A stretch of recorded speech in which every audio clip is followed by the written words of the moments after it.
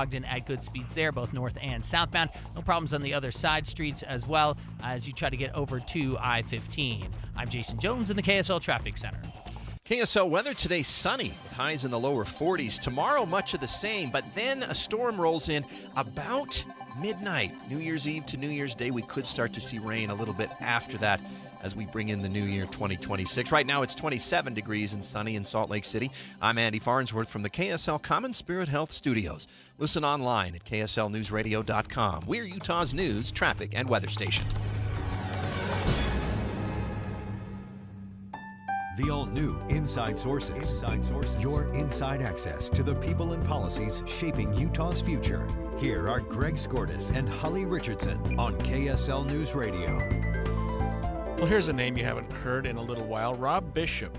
He is familiar to many Utahns as a politician. He served in Congress for how many years, Holly? 18 years. And served in the Utah legislature prior to that for 16 years. I figured you would know both of those things. I'm Greg Skordas alongside Holly Richardson. Good morning. And we are talking about Rob Bishop because he is apparently taking another bite of the apple. But not what you might think. I mean, at least not on the national scale. But he's looking to get back into the Utah legislature. Yeah, it was a story I did not expect to see this morning, and one that's really interesting. So yesterday on our show, Greg, we talked about legislators who weren't going to be coming back, and we talked about Representative Gwynn, who is up north. In fact, he's the chief of police for Roy. And he is going to serve through this session, but he's not going to get reelected. And he also is going to resign at the end of the session. And we talked about his daughter being in a really tragic car accident. And then this morning, I see the news and included it in the Utah Policy newsletter, but that Rob Bishop is going to run for that seat. So super, super interesting. He has been out of the Utah legislature since, I think, 1994. So what does that make it, 32 years? I mean, it's been a while. Yeah, out of the Utah legislature. Out of the Utah legislature. Been away from Congress for probably. His last year in Congress, it ended the very beginning of January 2021, so he didn't run in the 2020 election cycle. So it's been 5, almost 6 years since he has served in elected office.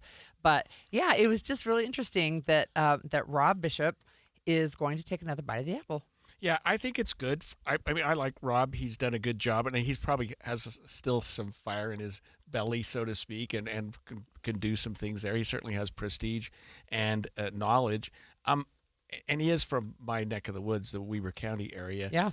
I think he represents the people up there very well. He's got to be in one his 70s. of the things, he's 74 and not retiring. So one of the things that I know about Rob Bishop is that while he was in Congress, he really, really was working on the public lands issue, and he really has a depth of knowledge on the Antiquities Act and how it's been used for monuments, both to expand and contract and those types of things. It'll be really interesting to see somebody who has served in the Utah House. In fact, he was the House Speaker before he left, and then who is also now has federal experience.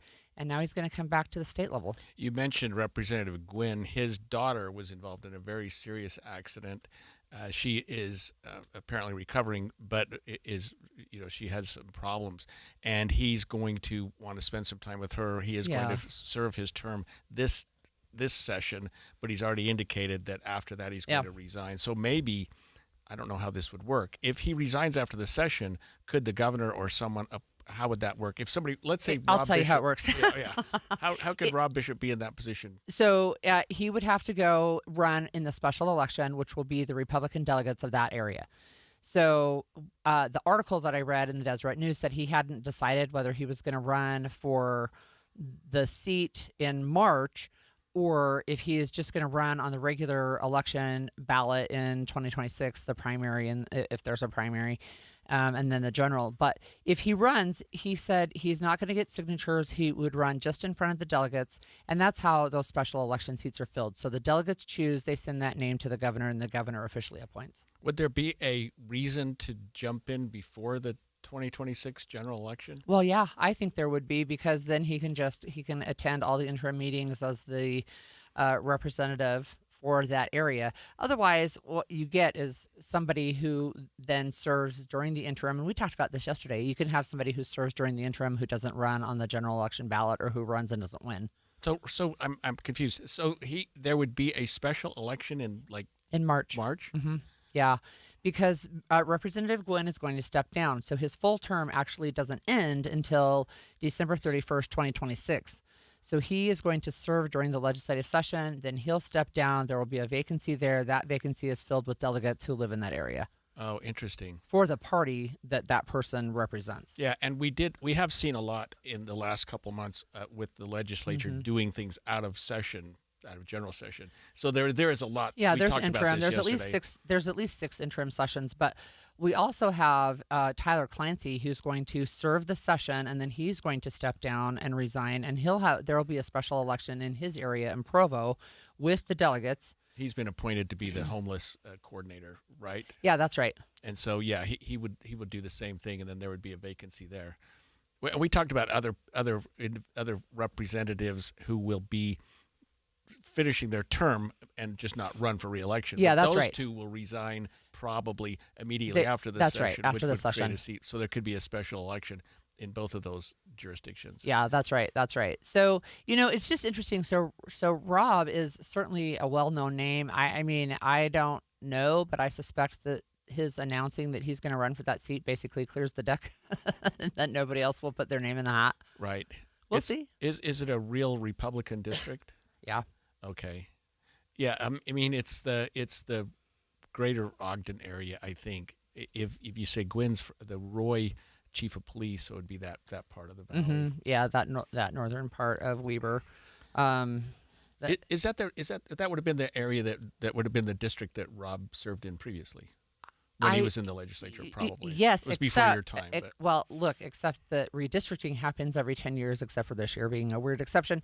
And so the district boundaries would have changed over time. Like even the area that I served in has a different number now than when I served 15 years ago because they reallocated the boundaries and renumbered. What do you suppose it's in it for Bishop? I mean, what would spur him to do that? Except, public service, which he's famous certainly there's public service, but I think one of the things too to think about is really he says there's work that's not done, and I will say this: we are trying to get Rob to join us on the show, by the way, at 11:05. But I will say this: I don't think that there's ever any political work that's actually ever done. Right, yeah. I think it just goes on and on and on and on forever, and so I don't know specifically what he wants to focus on. There are definitely some things about he told Brigham Tomko of the Deseret News he wanted to help protect water rights. He certainly wants to weigh in on redistricting. He's part of the committee to repeal Proposition 4, and he has very, very strong opinions there. He also is not a fan of signature gathering, so he's got strong opinions there. He says that looking forward, he's concerned about growth in the state and those types of things. So he's involved politically and has been. Yeah, but he guys stays I haven't heard involved. his name for a while. Yeah, he has stayed involved. So he was on the state's redistricting commission. So that was the Better Boundaries one, the whole thing that spurred like the lawsuit. He resigned from that in 2021 because he disagreed with how they were handling urban-rural representation. Oh, so okay. I didn't realize that he'd been actively involved in anything for the last several years. You just don't hear his name very much. So anyway, so he is a name blast from the past that is not it. He actually hasn't left the political scene, but he Not at is all. going to try to make a comeback. I think he'll be successful. Like I said, I suspect that him saying he wants to run basically clears the deck. And you've got and it'd be interesting to talk to Rob Axon, but I would assume the Republican Party would be very happy to have somebody like that's ready to just jump right in and do it, and is a incredibly viable candidate. Oh yeah, it's it's a his- Republican area. It's not an area where it's like a swing district or anything. But we're going to continue talking about politics, and we're going to have Brigham Tomko join us on the phone when we come back after this. But to talk about some of the other top political stories Of the year. from Utah politics, right? There's been so many. But we'll talk with Brigham when we come back after this break. Most diets will help you lose a few pounds, but Soda weight loss will help you lose years. I lost 37 pounds on the Soda weight loss program 3 years ago, and I feel younger than I've felt in decades. And it's not because of how I look. It's because of how I feel. But you do look younger, Thank too. you. I let go of 70 pounds in 5 months, and then I looked at the before and after pictures of myself Yeah. and was like, wow. It's something when you don't have to carry all of that excess weight around. And I was at a stage in my life where I didn't want to add drugs to my regimen. I wanted to reduce the number of medications I had to take. So the nutritionist at Soda Weight Loss taught me how to have a healthy relationship with food. And it was so helpful that I could text my nutritionist anytime I wanted to for advice, which helped me learn what I needed to know so that I could keep it off. And right now, this is the perfect time to join, because if you join now, your partner joins for free. It's the perfect gift for both of you. It's at Soda Weight Loss. SOTAweightloss.com, because soda is, say it with me, Amanda, state of the art. My friend Joey means well. Always remember that the early bird Yeah? gathers no moss. But he gets a little confused. You know, you can't make a silk purse out of a wooden nickel. Like Joey, many of us can be confused when it comes time to plan for retirement. When to take Social Security, how to use that 401k, what about the stock market, taxes, and Medicare? Todd Kim at Galileo Wealth Management can help to simplify retirement planning. His goal is to have you walk into retirement with confidence, not worry, and to address the number one concern among retirees today, the fear of running out of money. Call Galileo Wealth today for a no-cost, no-obligation meeting to talk about the details of your retirement. 385-247-7000.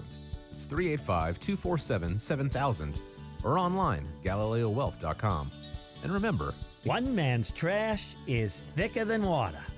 Of course, water's not thick at all. It's watery. Get in the zone, AutoZone. Charlie's battery is struggling to start. Not ideal before the tailgate, so he goes to AutoZone, Welcome to AutoZone. where a friendly AutoZoner tests his battery for free. Looks like he needs a new one, so he gets the Duralast battery. Have fun and stay warm. And he makes it to the tailgate early enough to get his favorite spot. Free battery testing and charging. No hassles, just help. Get in the zone, AutoZone. Restrictions apply. Wesley Financial Group is not a law firm. I'm Chuck McDowell, founder of Wesley Financial Group. Did you buy a timeshare because they told you it was a great investment? That's a lie. Most timeshares can be bought online for $1. To find out what your timeshare is worth and to cancel it, call us today and we'll send you our timeshare exit kit free with all your options for cancellation. Call Wesley for your free exit info guide. 800-897-4400. That's 800-897-4400. Hi, it's Tori DeVito. In every family, small conversations can make a big impact. I grew up on tour with my parents. Kind of different, but we bonded over music just like other families do over sports, camping, or other interests. And we talked. Little everyday conversations from silly to serious that built a foundation over time. Honest conversations, like when my dad shared his experiences as an alcoholic. Your honesty about that part of your life gave me a sense of integrity that I wanted to uphold in my own life. And I was so grateful that you and Mom had become these sober, stable people who were always there for me. I wanted you to know, from someone who's been in recovery more than 30 years now, that hard work is what creates success, not alcohol or other drugs, whether it's music or anything else. I said it a lot, and I'm glad you took it to heart.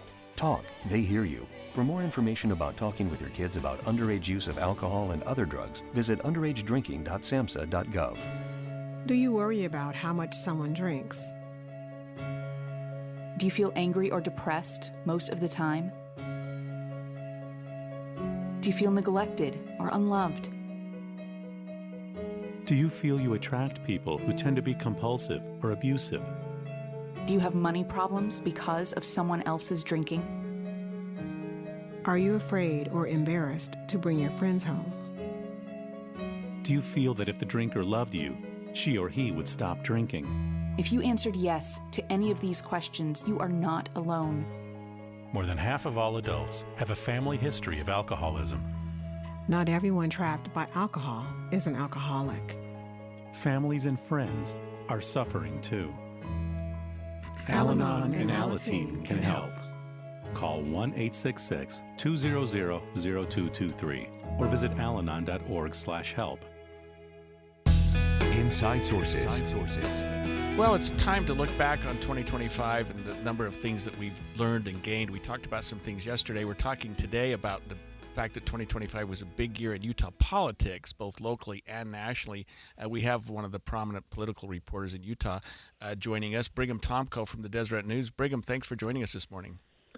Hi, thanks for having me. We just spent the last segment talking about the news about Rob Bishop jumping back into the fray and potentially running for Utah legislature. What's your take on that? So I spoke with Rob yesterday, and it's certainly an interesting story having this 9-term congressman who is already in the state legislature for, I think, 16 years, wanting to return. And he said that there are specific issues that he worked on while he was an elected representative for the state that he thinks were left unfinished, and he wants to get back to those same issues to represent his northern Utah constituents that he's had for a combined total of 34 years. Yeah, that's interesting. He's going to join us on the show at 11:05 actually, and talk to us about that as well. I wonder, like I told Greg during the break, there's no like non-news cycle anymore, so it feels like there's lots of political news from the Utah legislature this year. What are some of the top stories that stood out to you? So in covering the legislature, there are always national undercurrents or narratives that serve as a backdrop for lots of these debates and conversations. And so over the year, I would say that some of the top political conversations and storylines were first probably the assassination of Charlie Kirk. And you might not see a direct tie to the legislative session, in that tragedy that happened here in Utah. But since then, it's really served as this catalyst for this debate within the conservative movement about where it's going and about Generation Z and how these youngest Republican voters diverge from older generations. And so that's one storyline to follow that really kind of burst into the open this year. And then also there's immigration and the Trump administration's approach to deportations and ICE enforcement that have impacted Utah and have forced the legislature and the governor to respond, as well as tariffs and those economic factors. But then a national news story that Utah has a really unique spin on is redistricting, right? And so these are all national stories that Utah has its own unique angle on that we could get into, or there's also these, specific issues that lawmakers have been dealing with, like homelessness or the public unions. So it's interesting to me because you talk about those national stories and I think about local legislation. So Charlie Kirk happened in September, and I think we're going to see, in fact, I think we already have seen from the legislature a move to talk about safety on college campuses. Are you anticipating legislation coming up this year? So the only indication I've received so far that there'll be legislation specifically tied to that Charlie Kirk assassination at UVU is the governor has prioritized in his budget recommendations for this next fiscal year, $3.5 million specifically for security on university campuses. And this is based off of a request, he told me, that he received from university administration following the shooting at Utah Valley University. And so that's specifically tied to that. And there's an additional $50 million that has to do with kind of the infrastructure or those capital investments of strengthening elementary schools and high schools and making them more secure as well. And speaking of Governor Cox and the assassination of Charlie Kirk, that incident really put our governor on the national forefront in terms of things that he's been saying about civic dialogue. He's been joined with even some Democrats, but he's really been thrust into the national spotlight as a result of this event happening in Utah, hasn't he? Yeah, and he had kind of been setting himself up for a moment like this. Obviously, it was the worst circumstances possible to put a spotlight on the governor, but over the previous year, he had been championing this disagree better message of how to improve our civil dialogue to avoid political violence. And he had also, for maybe 2 or 3 years before the assassination, had been honing in on this message that social media is dividing us, it's radicalizing us, and it's also leading to decreased,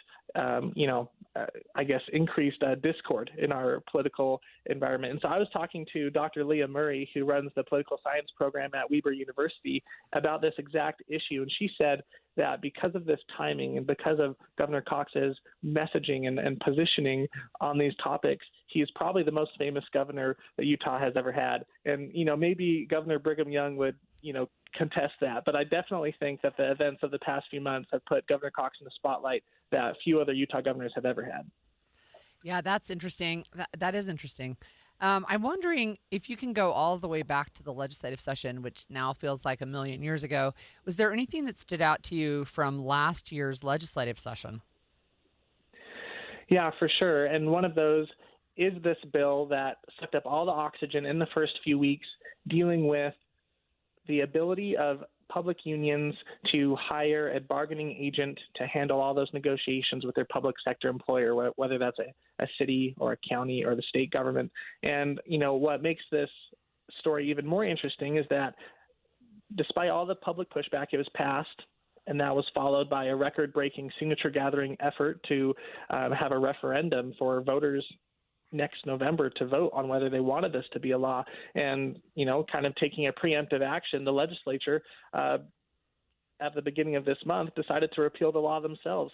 And the sponsors of that law and legislative leadership said this was an effort to kind of preserve the Utah way and be responsive to voters and try to find consensus. And so that was an interesting storyline because the legislature over the past few years has faced criticisms that maybe they have been out of touch or overplayed their hand in some ways. And so this seemed like an example of them backpedaling and trying to, maybe address that public perception. One thing that they're not backpedaling on at all, Brigham, is redistricting. And it seems like every time we hear from the legislature, they're pushing it forward. They're doing something else. They're taking another sort of end run around the judge's decision or Prop 4 or whatever. That to me, that seems to be one of the biggest local political stories of the year.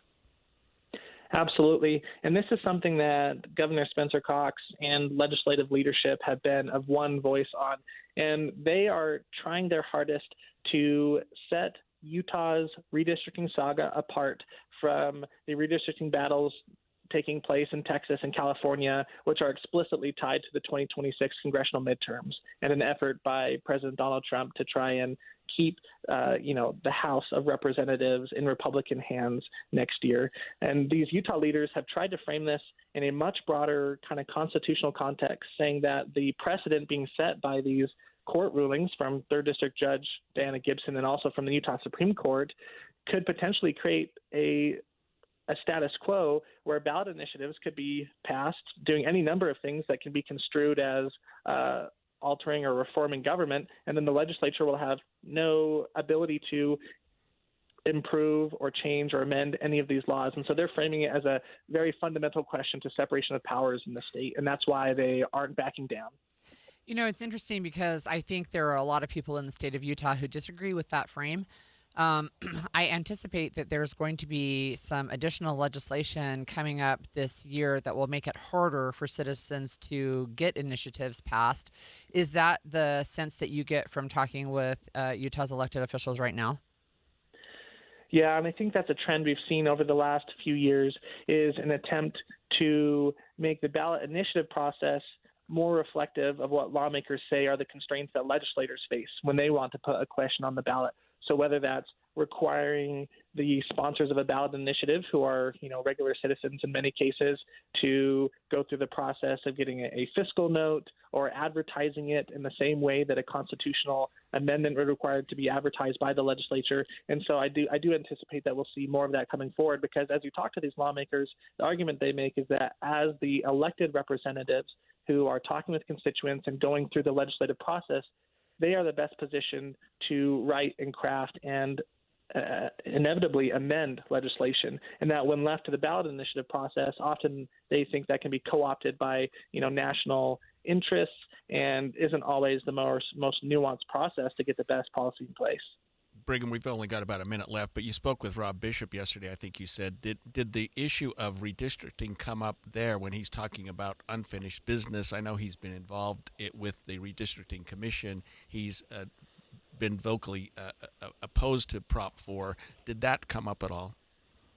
Yes. He said that in addition to water rights and protecting teachers and managing growth, that he thinks he's uniquely positioned to speak on the issue of redistricting. Like you said, he was appointed to the initial redistricting independent commission, and then he resigned in 2021 as a form of protest, saying that it was doing a disservice to the urban-rural split of congressional districts. And so he said that in the legislature, he plans to be a very loud voice in trying to help the legislature navigate this legal battle that he says is an attempt to erode the authority or the purview of state lawmakers. Interesting news. Well, we'll be watching that closely. That's Brigham Tomko from the Deseret News joining us this morning. When we come back after the break, since it is going to be the new year, some laws that the legislature passed, of course, some go into effect soon after the legislative session, some go into effect January 1st. We're going to talk about what those could mean to you.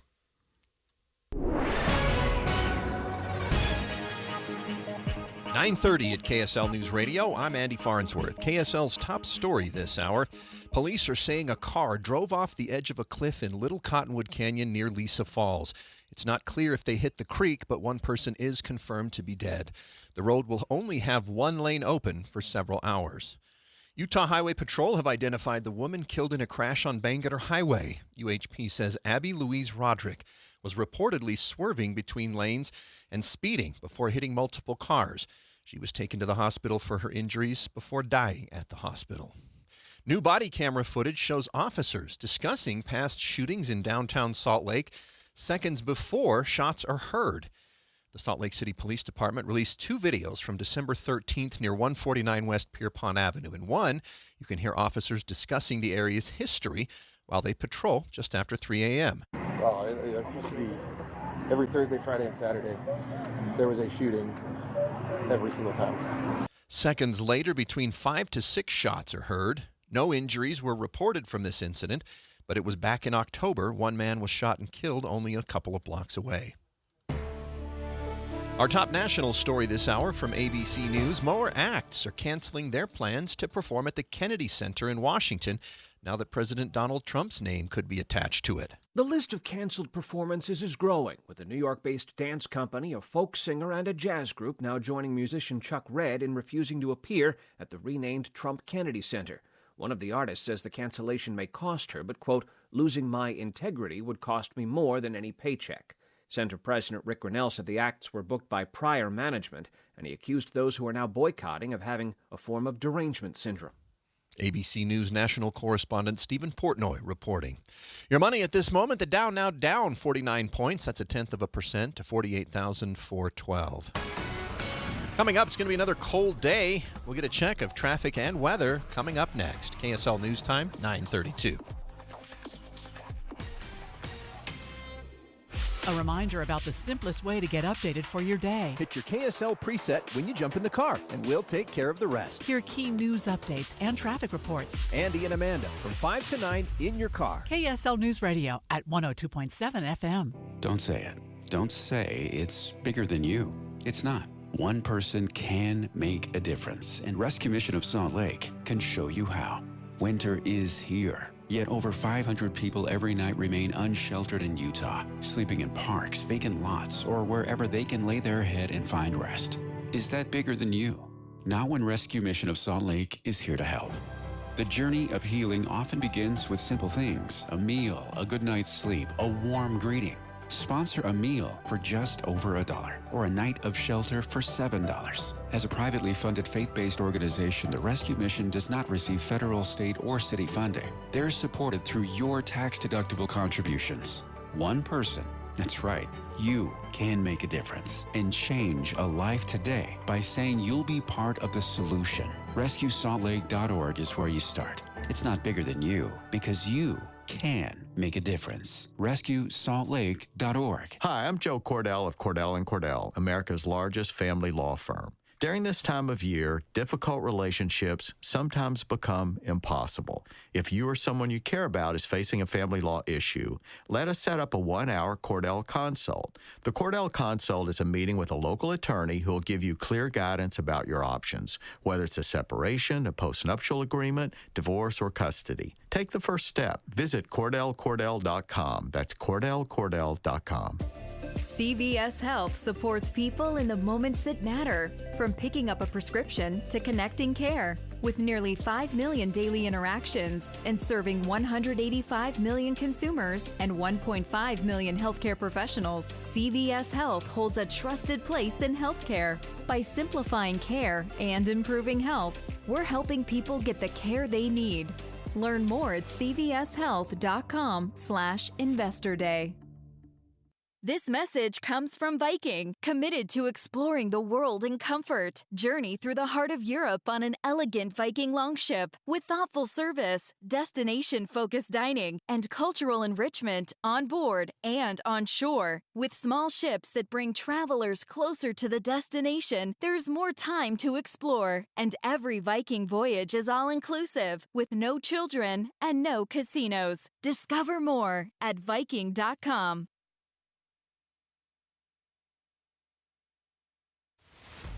Traffic and weather together brought to you by Mountain America's Visa Triple Rewards. And let's check in with Jason Jones. Andy, we have an accident, or reports of an accident, on the eastbound on-ramp, 9th West up to 201 eastbound. But it's off to the right shoulder. Shouldn't cause you any trouble. Just, of course, keep a lookout as you head up that off-ramp there. Otherwise, the only other accident we've got is still the one in Little Cottonwood Canyon. Car off to the side, down the cliff. And they're still trying to get that all cleaned up and taken care of. It's just one lane there, so alternating eastbound and westbound, but you are going to be able to get through the canyon, which is a good thing at this point in time. The delays that we saw at Big Cottonwood Canyon, those have mostly cleared out at this point on Wasatch Boulevard, the southbound side, although you're still a little bit slow if you're trying to get up the canyon to go do some skiing this morning. Otherwise, though, the rest of your commute is looking pretty fantastic. Homeownership is slipping away in Utah, and young Utahns are being priced out of their own communities. Learn more about Utah's housing shortage and what we can do to begin to fix it at demandmoresupply.com. I'm Jason Jones in the KSL Traffic Center. KSL weather today, sunny with highs in the lower 40s. Tomorrow, pretty much the same thing, though a few degrees warmer, but rain could start to sprinkle in after midnight tomorrow night, so beginning of New Year's Day.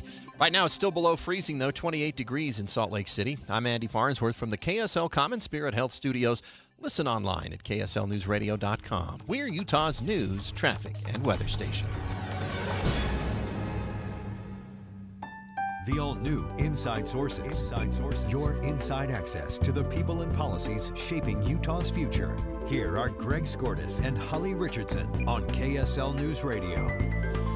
You know, Holly, I've practiced law for 42 years, and I would say that the single most popular law that we readdress every year is how we are going to deal with the drunk driver. It seems like every year the legislature enacts some new law that tries to change what we do with the drunk driver, and I completely understand that. I've represented and prosecuted hundreds of drunk drivers, and it's a problem that we're trying to address. We're trying to figure out what to do. I mean, the legal limit used to be 0.10. It went down to 0.08.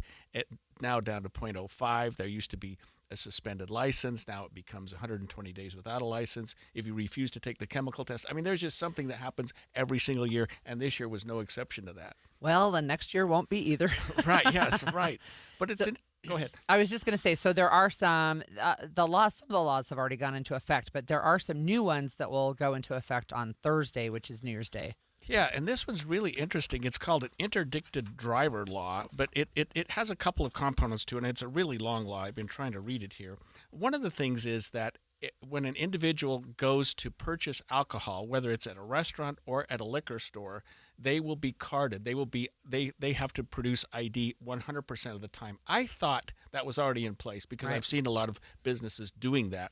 But now if you go into a state liquor store, it doesn't matter if you look like you're 90 years old. You have to produce a driver's license. And if you go to a restaurant and order a drink, you have to produce a driver's license.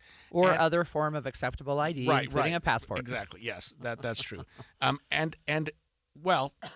So here's another issue, though. The legislature is requiring the driver's license division to put a mark on the driver's license that indicates that the person is what they call an interdicted driver. In other words, an interdicted person. That person, if they become an interdicted person, I'll talk about what that would be. They have notation on their driver's license or other identification, I guess a state ID card would also work, that says no alcohol sale above their photograph. Yeah. So it's like pretty clear. Right. It's like if you're under 21, the licenses are pretty clear. You can't sell that person alcohol. But Right. if you and they say a person convicted of what they call an extreme DUI. I've been looking for the definition of extreme DUI and I can't find it, but I can tell you what I think it means. Yeah. And that's something more than just you're barely over the .05 and it's your first Sure. offense. We used to say if you were double the legal limit, in other words, it was .08. So if you're .16, that puts you into more of a higher category. So that may still be the point. So if your blood alcohol content was now 3 times the legal limit, you may be an extreme DUI. I actually see an article from one of our sister stations, and they do say exactly what you just said. Extreme DUI is when someone is found to have a blood alcohol level of .16 or higher, or if that individual, in addition to having alcohol in the system, has other illegal substances in their system. I got lucky. Yeah. So I got it No, right. you know your so stuff. Yeah, if You you know have alcohol plus THC, alcohol Right. plus meth, alcohol plus even a prescription medication that you're not supposed to be driving with could qualify you as an extreme DUI. I also think, and maybe I'm taking my luck too far here, that would also include person who has a second or third DUI. That was something, I don't remember now which year it was, but they started talking about enhancing penalties. I might be saying it incorrectly, but I think being able to look at somebody who is a repeat offender, a repeat DUI offender, right, that you can start getting some enhanced penalties for those people. So I wouldn't be surprised if it includes that category as well. Right, and we actually have a third strike rule in Utah, so a third DUI is now a felony. So a first offense DUI carries a minimum mandatory jail term of it's like 2 days or 5 days, depending. Second offense is 10 days, but a third offense DUI is a felony, and it carries a mandatory jail term. It's a random number, 62.5 days, but it equates to random. It equates to some number of hours, but it's a lot of. I mean, you can't avoid that if it's a third DUI. The judge can't avoid that. You might know this. Do you lose your license after a certain number of DUIs? I feel like I continue to read stories about people who are repeat offenders, and they either are driving on a suspended license, or maybe their license hasn't been suspended. I don't know. Or almost all of them are driving without a license. Right. So you know what I mean? So a first offense DUI carries a loss of your license of 120 days typically. If you refuse to take the chemical test, it's 2 years. A second offense would be a year without your license, and if you refuse the chemical test, it's maybe 5 years. A third offense, I think, is a 5-year timeout on your license. So you just don't have one. Yeah. But what it means and what the legislature is trying to address is that we have a number of unlicensed and therefore uninsured drivers on the road. That's right. Because they're driving drunk. Right, yeah, and they're driving drunk. Or let's say you're a single parent and you lost your license, you got to get the kids to school. What are you going to do? I mean, you're not supposed to drive. I'm just saying it's nuts when these people drive, because then you get caught for, a red light violation or your tail light's out. Now you're driving without a license. Boom, it's another year suspension. Pretty soon you're in such a position that you're never going to get your license back. Yeah. Before we go to this break, I want to talk about motorcycle laws changing. So tell us about that a little bit. Yeah, I think that the legislature's getting a little tired of the motorcyclists that are getting a little too aggressive on the road, and so these motorcycles that are doing wheelies or they're going at high speeds, they're Utah and we've also had to sort of define this whole lane splitting thing, because people don't understand what that means. Yeah. That some people think it means you can drive between traffic all the time. Of course, it doesn't mean that at all. It means that if traffic is stopped and you are at a light, you can drive to the front of the line as long as everybody's stopped. But you can't just if you're on the freeway and the traffic's backed up, just fly through the which is what I see all the time. Right, and I think that a lot of motorcyclists don't appreciate that. So they've upped the ante on some motorcycle laws and made it so that you can't, do.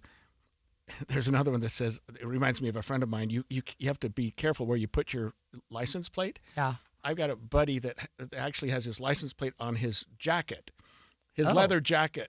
So that he wears when he rides his motorcycle? When he rides his motorcycle, he wears a jacket, and his license plate is on the jacket. I think it's cool as heck. But I'm guessing that's not officially approved. It's not legal under the new law. You have to have it in a specific place. It has to be clearly legible and free from other things. So, yeah. One other thing that strikes me is the reckless stunts or high-risk behavior, because I have read multiple stories this year alone about motorcyclists going over 100 miles an hour.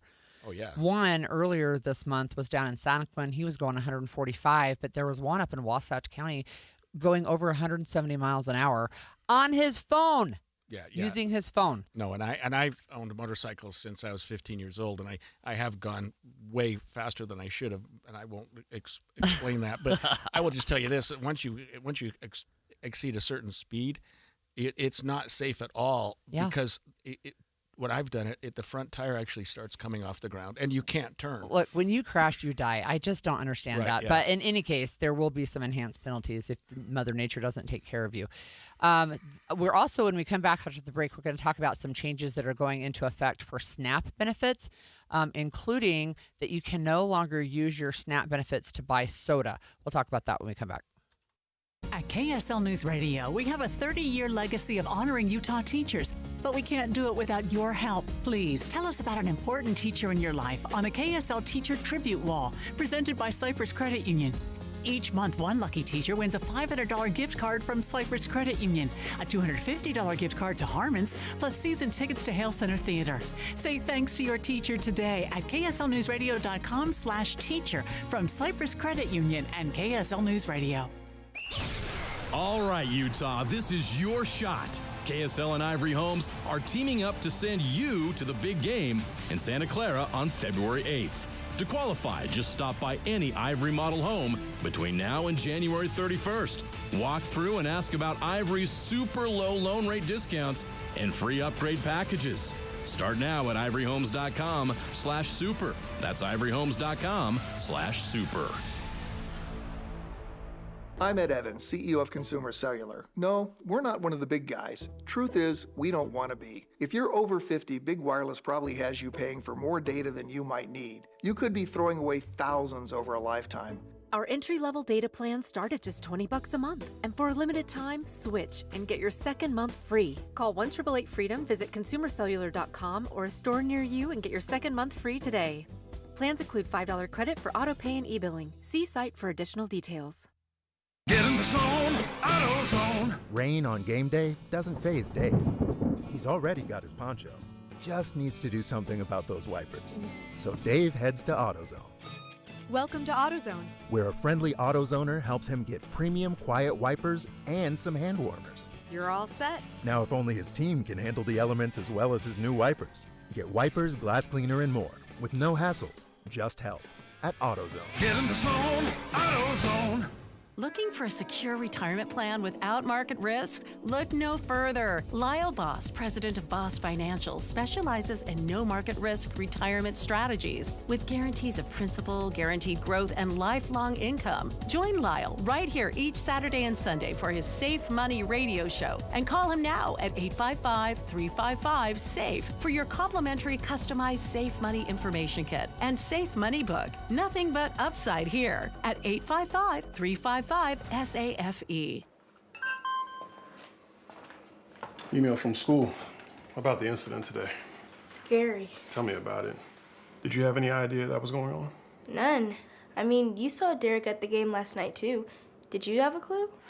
No, but you know, teachers like me, parents, we don't always know as much as you guys do. Kids hear first about what's going on with other kids. Half the time, it's rumors. It can be hard to tell sometimes, but if you're ever concerned about a friend who's having trouble with alcohol, prescription drugs, bullying, violence, anything, you need to tell an adult. Mom or me, a teacher, coach, school counselor, someone you know and trust. Dad, no kid is gonna tell an adult about that kind of stuff. I get it, but if we don't know, we can't help. Speaking up about a problem, that's what helping a friend is all about. For more information, visit underagedrinking.samhsa.gov. Mom and Dad used to argue about everything, especially about Dad's drinking. It drove me crazy. It got so bad, I couldn't do my homework. I couldn't concentrate. I absolutely refused to let any of my friends come to our house for any reason. I would have been humiliated if anyone found out how much my dad drank and how loud my mom screamed at him. My family went from totally crazy to quiet, calm, and even peaceful. The only thing that happened is my mom started going to Al-Anon family groups. Her relationship with my dad really changed. I asked Mom if she would take me to her Al-Anon meetings or to Alateen. I wanted to see if I could have a better relationship with my dad. I'm sure glad I did. If someone's drinking troubling you, you might be surprised at what you can learn in an Al-Anon or Alateen family group from people just like you. Call 1-888-4-AL-ANON or go to alanon.org. And expanded Inside Sources. We're talking about some laws that are going into effect starting on Thursday, Holly. And one of those, I think you have a follow-up to something we talked about earlier. I do, yeah, about alcohol laws. So there is one texter who texted us during the break, and their proposal is that drunk drivers have their vehicles impounded immediately, and the same with drivers who are clocked at double the speed limit. And somebody else asked this question, and I think I know the answer, but you can answer. Concerning DUIs, is a person's car insurance company automatically informed about the DUI? The answer to both of those is a drunk driver always has their car impounded, Okay. almost always. Okay. Double the speed limit, not necessarily. And yes, the But insurance. I like that idea. Yeah, I like it too. The insurance company is always notified. Okay. And some insurance companies have a no alcohol provision, so they'll just cancel you. Others will just make your rates go through the roof.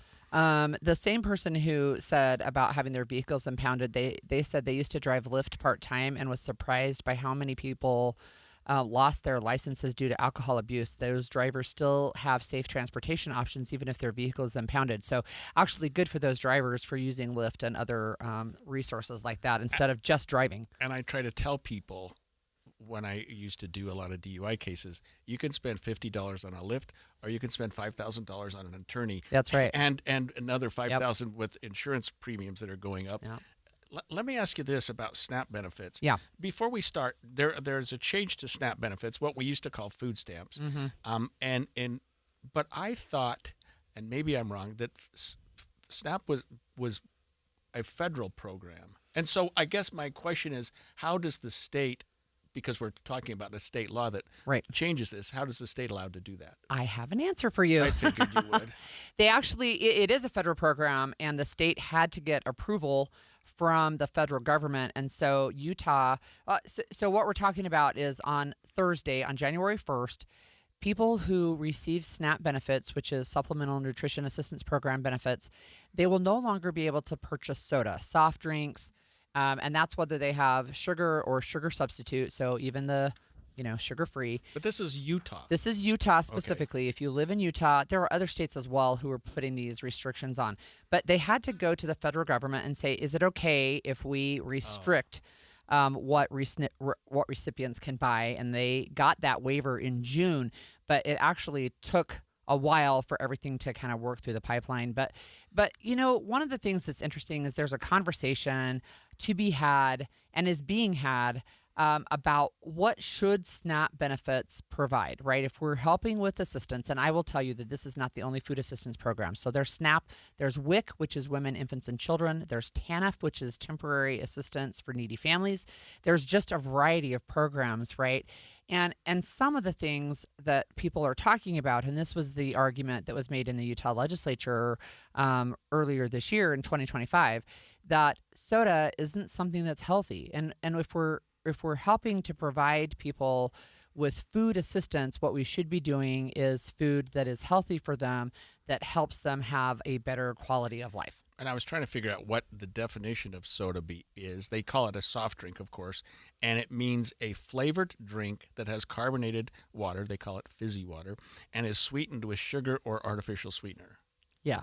So what I would call soda. And is sweetened. So I guess a club soda isn't sweetened. I don't know. I'm not going to get I think right as you start to get down in those, it's like there are some things. So I was at the grocery store on the weekend, just had to pick up a couple of things, and there were some big signs by the registers, both the self-checkout and the assisted checkout, that say starting January 1st, your SNAP benefits, your EBT card will no longer be allowed to purchase soda.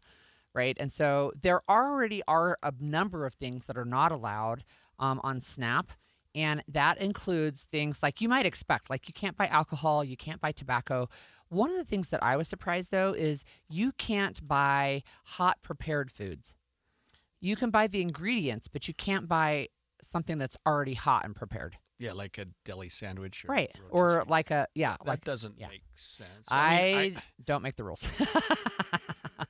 I don't know that soft drinks make a lot of sense, except that they're not healthy. I thought that the legislator who proposed that also was trying to put candy in that category. She was, but and that was taken out. She was, and that was Representative Kristen Chevrier. And I don't remember all the arguments about why that was pulled out, but there are other states actually. Oklahoma is one where they have restricted soft drinks and candy, and that will begin in February of 2026. So their SNAP recipients won't be able to buy candy either in Oklahoma. Now, I don't see it on here, but you mentioned earlier that you can't use your SNAP benefits to buy diapers. Yeah, that's right. So because it says non-food items, and I'm reading it over, but I don't see diapers on. So I'm actually looking at the SNAP site on the USDA.gov site. So this is the federal site. So you can buy foods like fruits and vegetables, meat, dairy products, breads and cereals. You can even buy snack foods, but you cannot buy beer, wine, or liquor in Utah starting on Thursday. You can no longer buy soda. You cannot buy food or drinks containing controlled substance, including CBD, right? So you can't go use them to buy gummies here or somewhere else. Sure. You can't use them to buy vitamins, which I thought was interesting. You can't use them to buy live animals. And you can't use them to buy any non-food items like pet food, cleaning supplies, and that includes toilet paper and paper towels, and you can't use it to buy diapers or other hygiene items. And you mentioned vitamins. It also includes medicine. You can't use your SNAP benefits to pay for medicine. Yep. So there are other programs, Medicaid, for example, can help you purchase those types of things. So, yeah, you can't use them to buy diapers. And remember during the fall, when we were talking about the shutdown, the government shutdown that was going on for so long and SNAP benefits weren't being released after November 1st, that we talked with the food bank, and the Utah Food Bank has taken over the Utah Diaper Bank. They've now merged. But that was one of the things they talked about, is saying, look, whether you are on SNAP or not, diapers are an ongoing need, and it's not something you can purchase with SNAP benefits. Since you nailed the federal-state question earlier, I'm going to ask a follow-up to that. Aren't there some federal regulations with respect to SNAP benefits that are coming into place that relate to work requirements and some things like that? Yeah, they're already in place. That was with the One Big Beautiful Bill. That's okay. And when that was passed, so earlier in the year when that passed, there's additional work requirements for people who are receiving SNAP benefits. We do have a texter that asks about energy drinks, and I think that if I remember correctly when I was reading up on this, energy drinks are not allowed to be purchased under I think SNAP. most of them are carbonated anyway, but maybe not. Or it may be a state-by-state thing. Yeah, exactly. So that's a good question. And does it fall into the medication category depending on how much caffeine is in it? I really don't know. Yeah. So in any way, there are additional work requirements with SNAP, and so one of the things we've had guests on this show before explaining, look, when you're saying, it sounds on the surface is like, okay, well, we should have people who work to get these benefits. The reality is most of them are working who are eligible. But the number of people who get SNAP benefits, the majority are children under age 18. And then the next highest category are seniors over age 65. And then you have the in-between. And so part of the problem, right, talking about enhancing work requirements is what if you're the caregiver, right, for children who are under age 18, but you're the parent and you're working and you're trying to make sure you have all these things and already that you're falling into a lower income category. The thing that legislators, both nationally and statewide, have to consider when you're dealing with something like this is how you define what you can and can't get. So if they seem to be limiting it to food items. So that's exactly right. The taking diapers out may seem like sort of extreme, but if you're really trying to say no, SNAP is for food, period, then it makes sense that you would exclude baby items like diapers. Okay, I have a better answer for the SNAP energy drink. You can buy some energy drinks with SNAP benefits if they have a nutrition facts label like food, but not if they have a supplement facts label like a supplement or a vitamin. Yeah, which I don't know too much about. I don't know that I drink energy drinks. It's interesting. You can also buy seeds to grow food. Yeah, so that's That good makes sense, coming up yeah. in the spring. So this starts January 1st. So Utah residents need to be aware that your SNAP benefits are going to change if you're using those. And I know a lot of people do, and I think that it's a great program. But yeah, if you go to the supermarket on Thursday and try to buy soda, No soda. you're not going to be able to do it. Yep.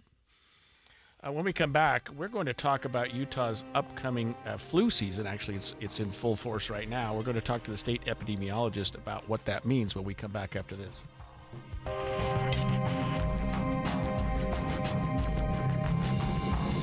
KSL FM Midvale. KSL Salt Lake City. From the KSL Common Spirit Health Studios, this is KSL News Radio. Utah's news, traffic, and weather station.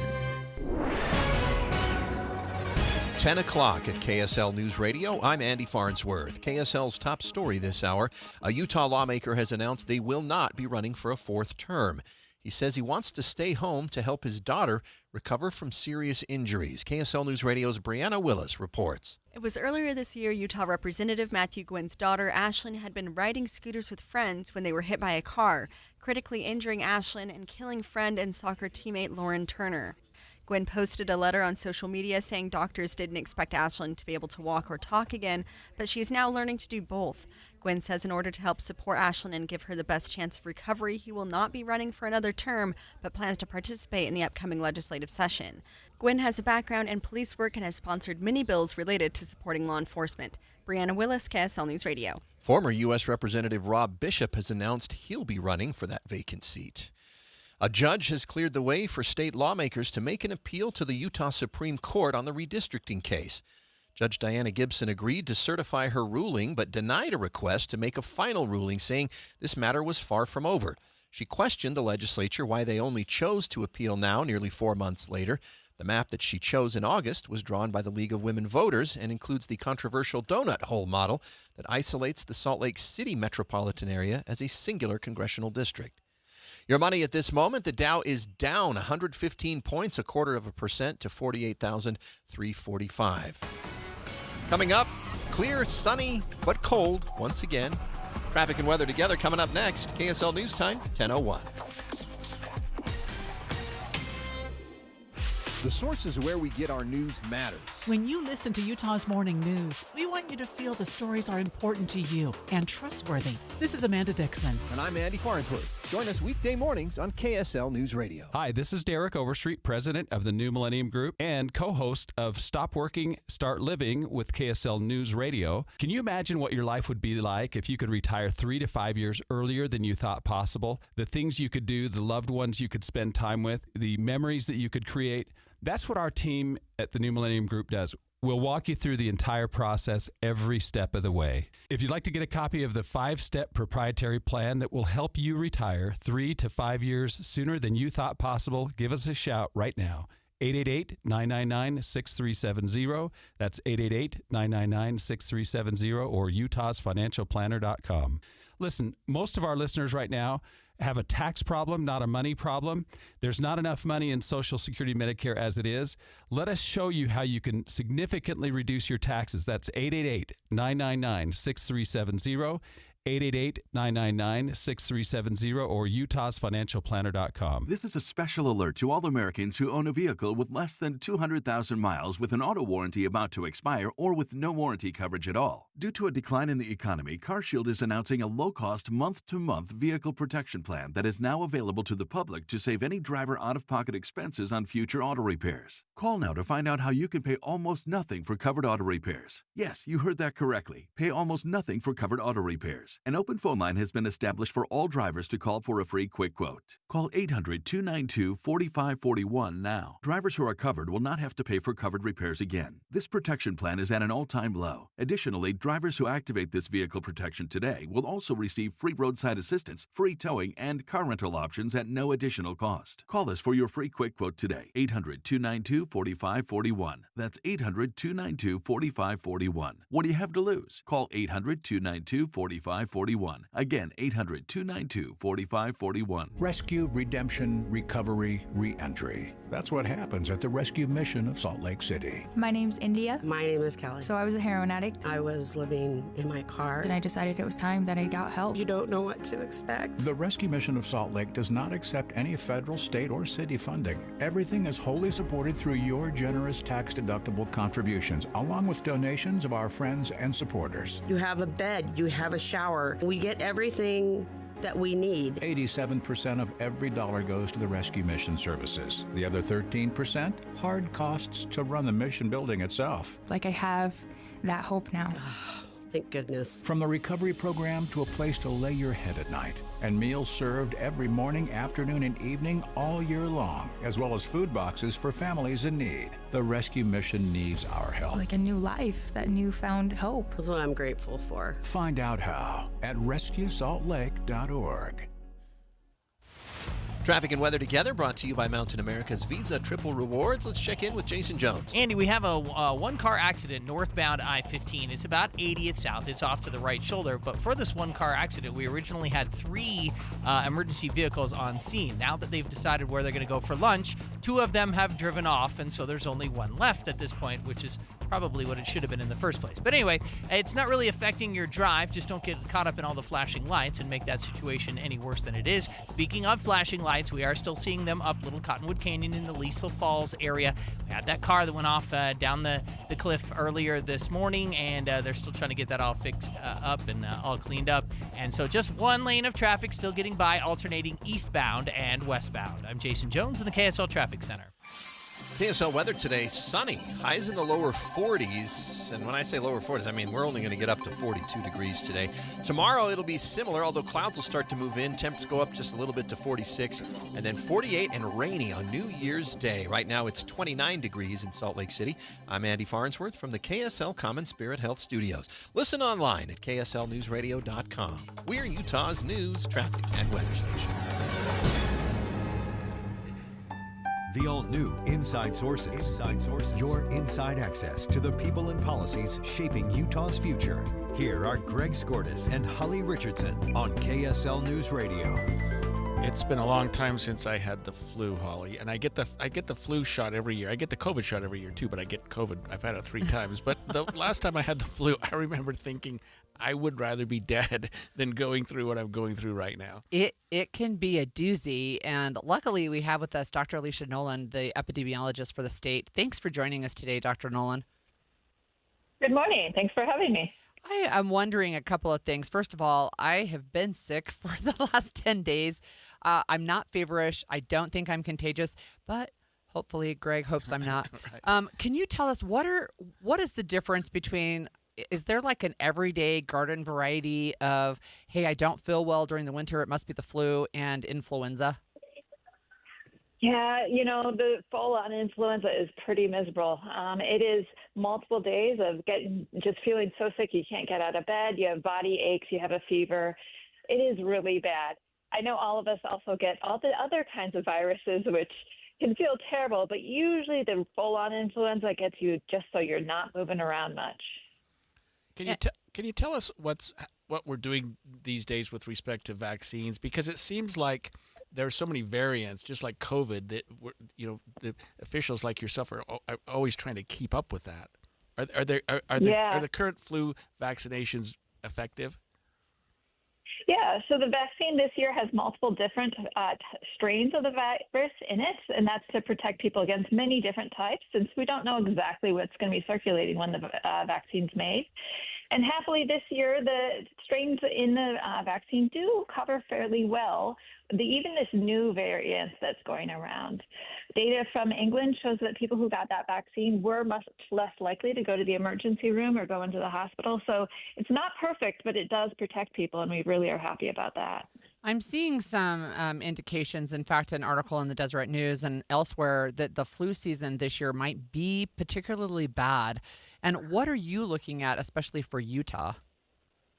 Yeah, so here in Utah, we definitely are seeing more people getting sick just in the last few weeks. So flu is here. And to get a picture of where we're going, we have looked at other parts of the country, other parts of the world, and you can see there's other parts getting hit really hard. Right now, New York State has the most people sick with flu that they've ever recorded. Wow. So that's quite high.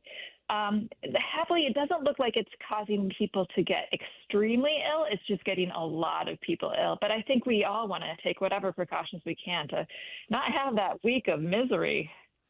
How does, and this is maybe a dumb question, doctor, but how does a person know when they've got the flu as opposed to just being really, I don't know, food poisoning or something like that?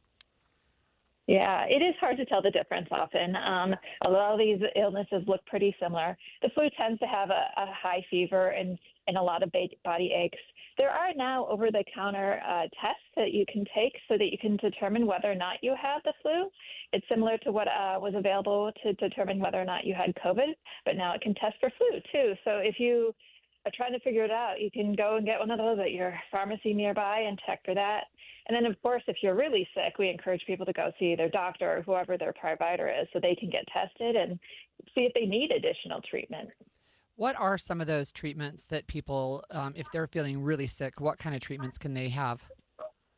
Yeah, so there is actually a specific medicine that can help get rid of that virus. So the influenza virus, there's a specific medicine that can help with that. But it is something that needs to be given in the very first days of illness. So that often people don't realize they're sick early enough to get that medicine.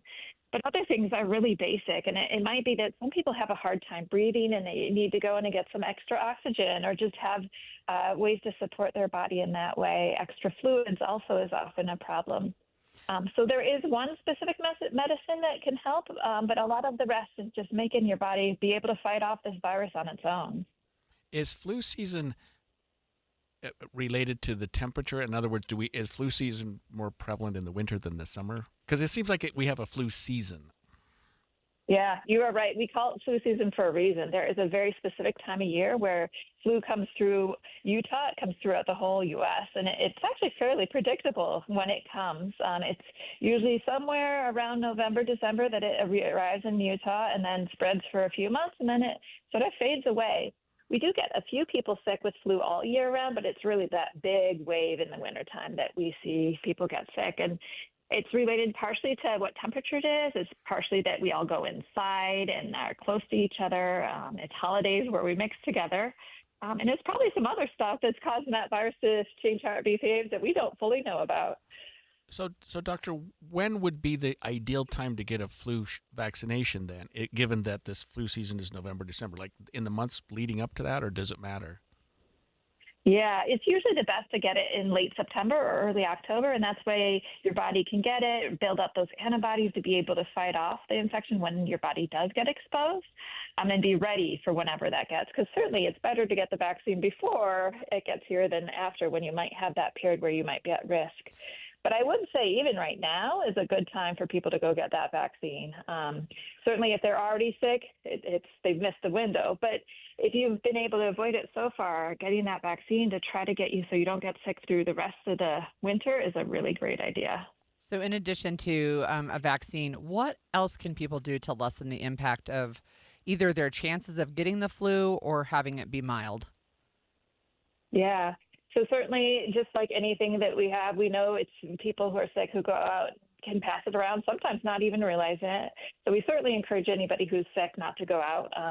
I personally don't care which illness you have. I don't want to pick up anything from someone who's sick. So we encourage people to stay home when they're sick. Washing your hands is certainly a basic thing that you can do. Probably your mom taught you that as you're a kid, and it's a good idea. So washing your hands, covering your mouth when you cough, making sure that you just keep yourself away from sick people and take care of those basic things can help you avoid as much as possible. I've heard different takes on this, and we've only got about a minute or so left here, Doctor. But the flu shot and the COVID shot, can you do those at the same setting, or they're supposed to be weeks apart? No, you can do them on the same time and just get it done with. That's certainly what I did. It's one day with one shot in each arm and get it done. Some people we know, some people have where they get the real achy arm or even sometimes an achy body from those shots. And maybe if you're one of those people, you want to space it out so you don't get both of them at once. But maybe you also want to get them done at once and get it over with. That's what I will say, even those people who get, even those people who get the achy body, that one day of achy body post-flu shot is a lot better than what usually is about 10 days of achy bodies with the actual disease. One final question for you. I understand, and this was a long time ago that I was in nursing school, but that the flu is actually fairly deadly, especially for the older generation and maybe the very young. Does that still hold true?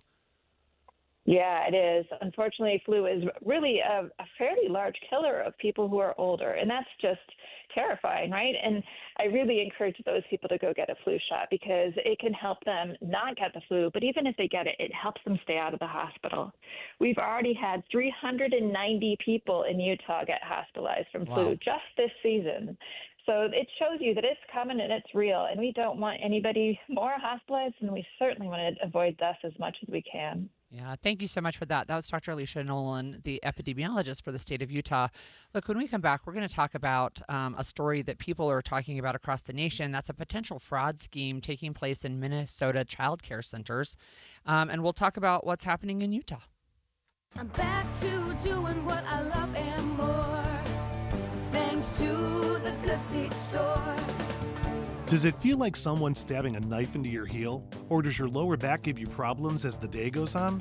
The Good Feet store wants to help you like we helped Ann. Every time I stood up, pain just shot up my legs. Fortunately, I found the Good Feet store. I went to them after my doctor diagnosed me with plantar fasciitis. And now, thanks to the Good Feet store, I'm 100%. Wouldn't it be nice to get back to doing what you love, like Patrick did? I was in constant pain. Somehow my fiance and I found our way into the Good Feet store. Put my foot on the arch support system. I put them in my shoes, my back, my knees, my ankles. Thank you. Thank you, everybody at the Good Feet store. You gave me my active life back. Learn more or schedule an appointment at goodfeet.com and come in and get your free personalized fitting at the Good Feet store.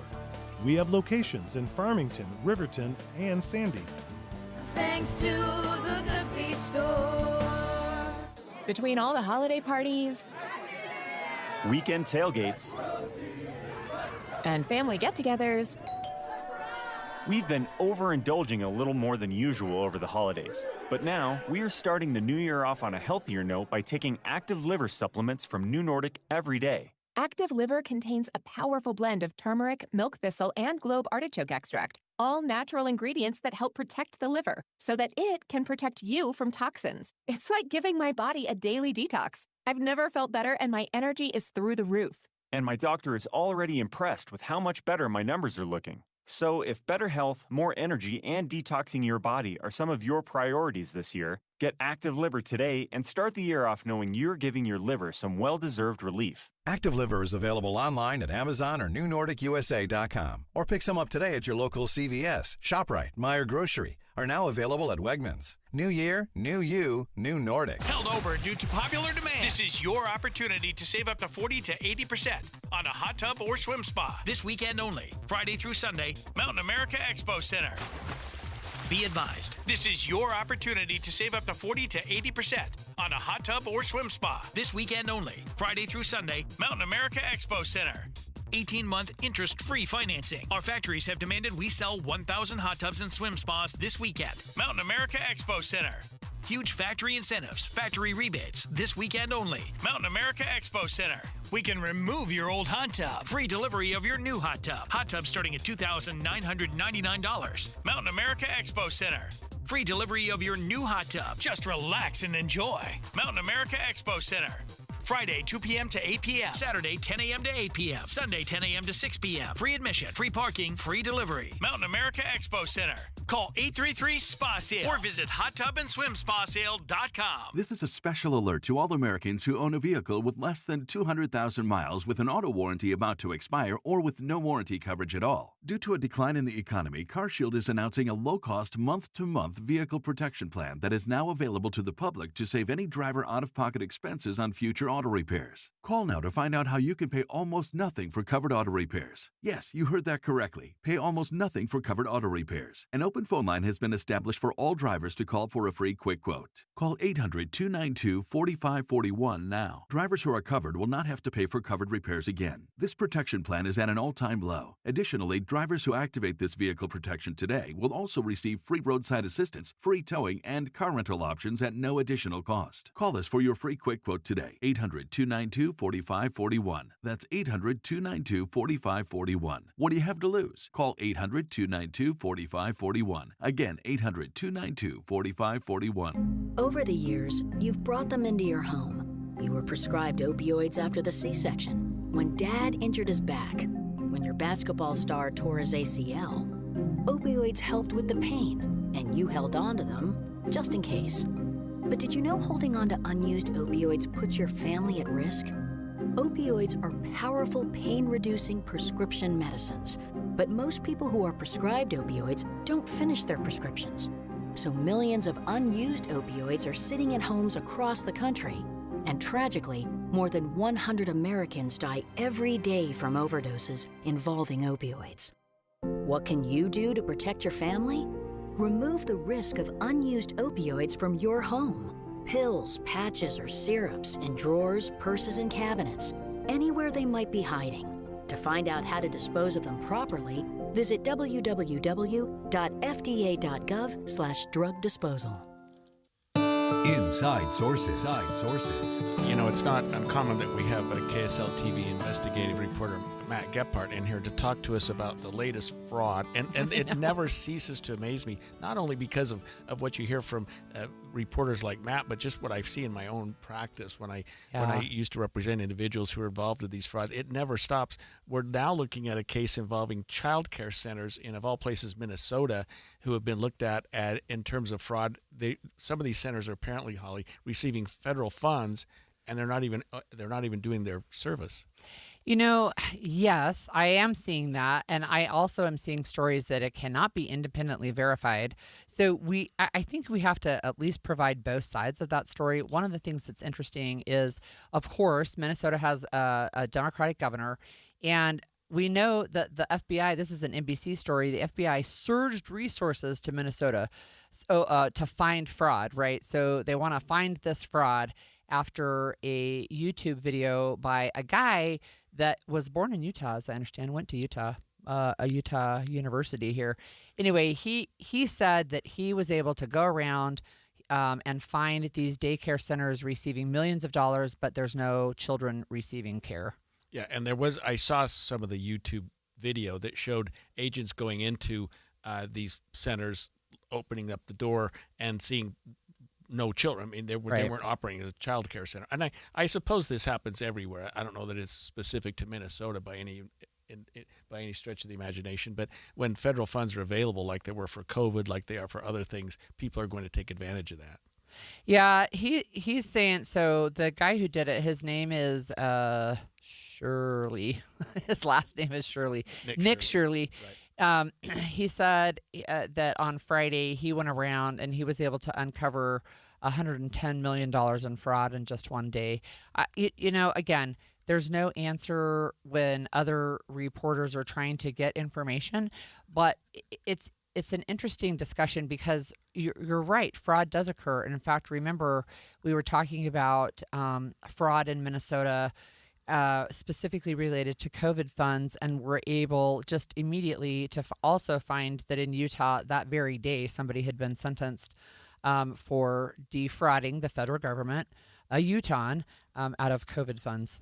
Yeah, and it's also unfortunate that it seems to be focused, or at least they seem to be trying to put the focus on Somalis operating these child care centers, and that they're somehow more likely to be engaged in fraud than anyone else. Right. And I think that's one of the things that Minnesota has pushed back on a lot, not just the governor, but the communities in general, saying, look, it's not fair for you to target a specific racial group out here in Minnesota. So one of the things, too, that it caught Governor Cox's eye, and he posted yesterday on X, and he said that Utah had safeguards in place to prevent this type of thing from happening, but he was going to request a review of Utah's child care payments and systems to make sure that Utah's not in the same situation. Yeah, and we're also hearing that some of these fraud allegations are in Maine as well as Minnesota. But I know this from any group that receives federal funds or state funds, that there is an accounting, there's auditing, there are people that go in and check it out. So I can't imagine that I can imagine anything, but $110 million of fraud with no one, catching any of that seems far-fetched. I'll just post, I'm just going to read you what Governor Cox said. So yesterday, again, like I said, he was responding to Speaker Mike Johnson, U.S. Speaker, saying this is an indictment of the national news media and feckless, dangerous office holders in Minnesota, right? And it's like, first of all, are you holding all of your elected officials responsible for any fraud that occurs?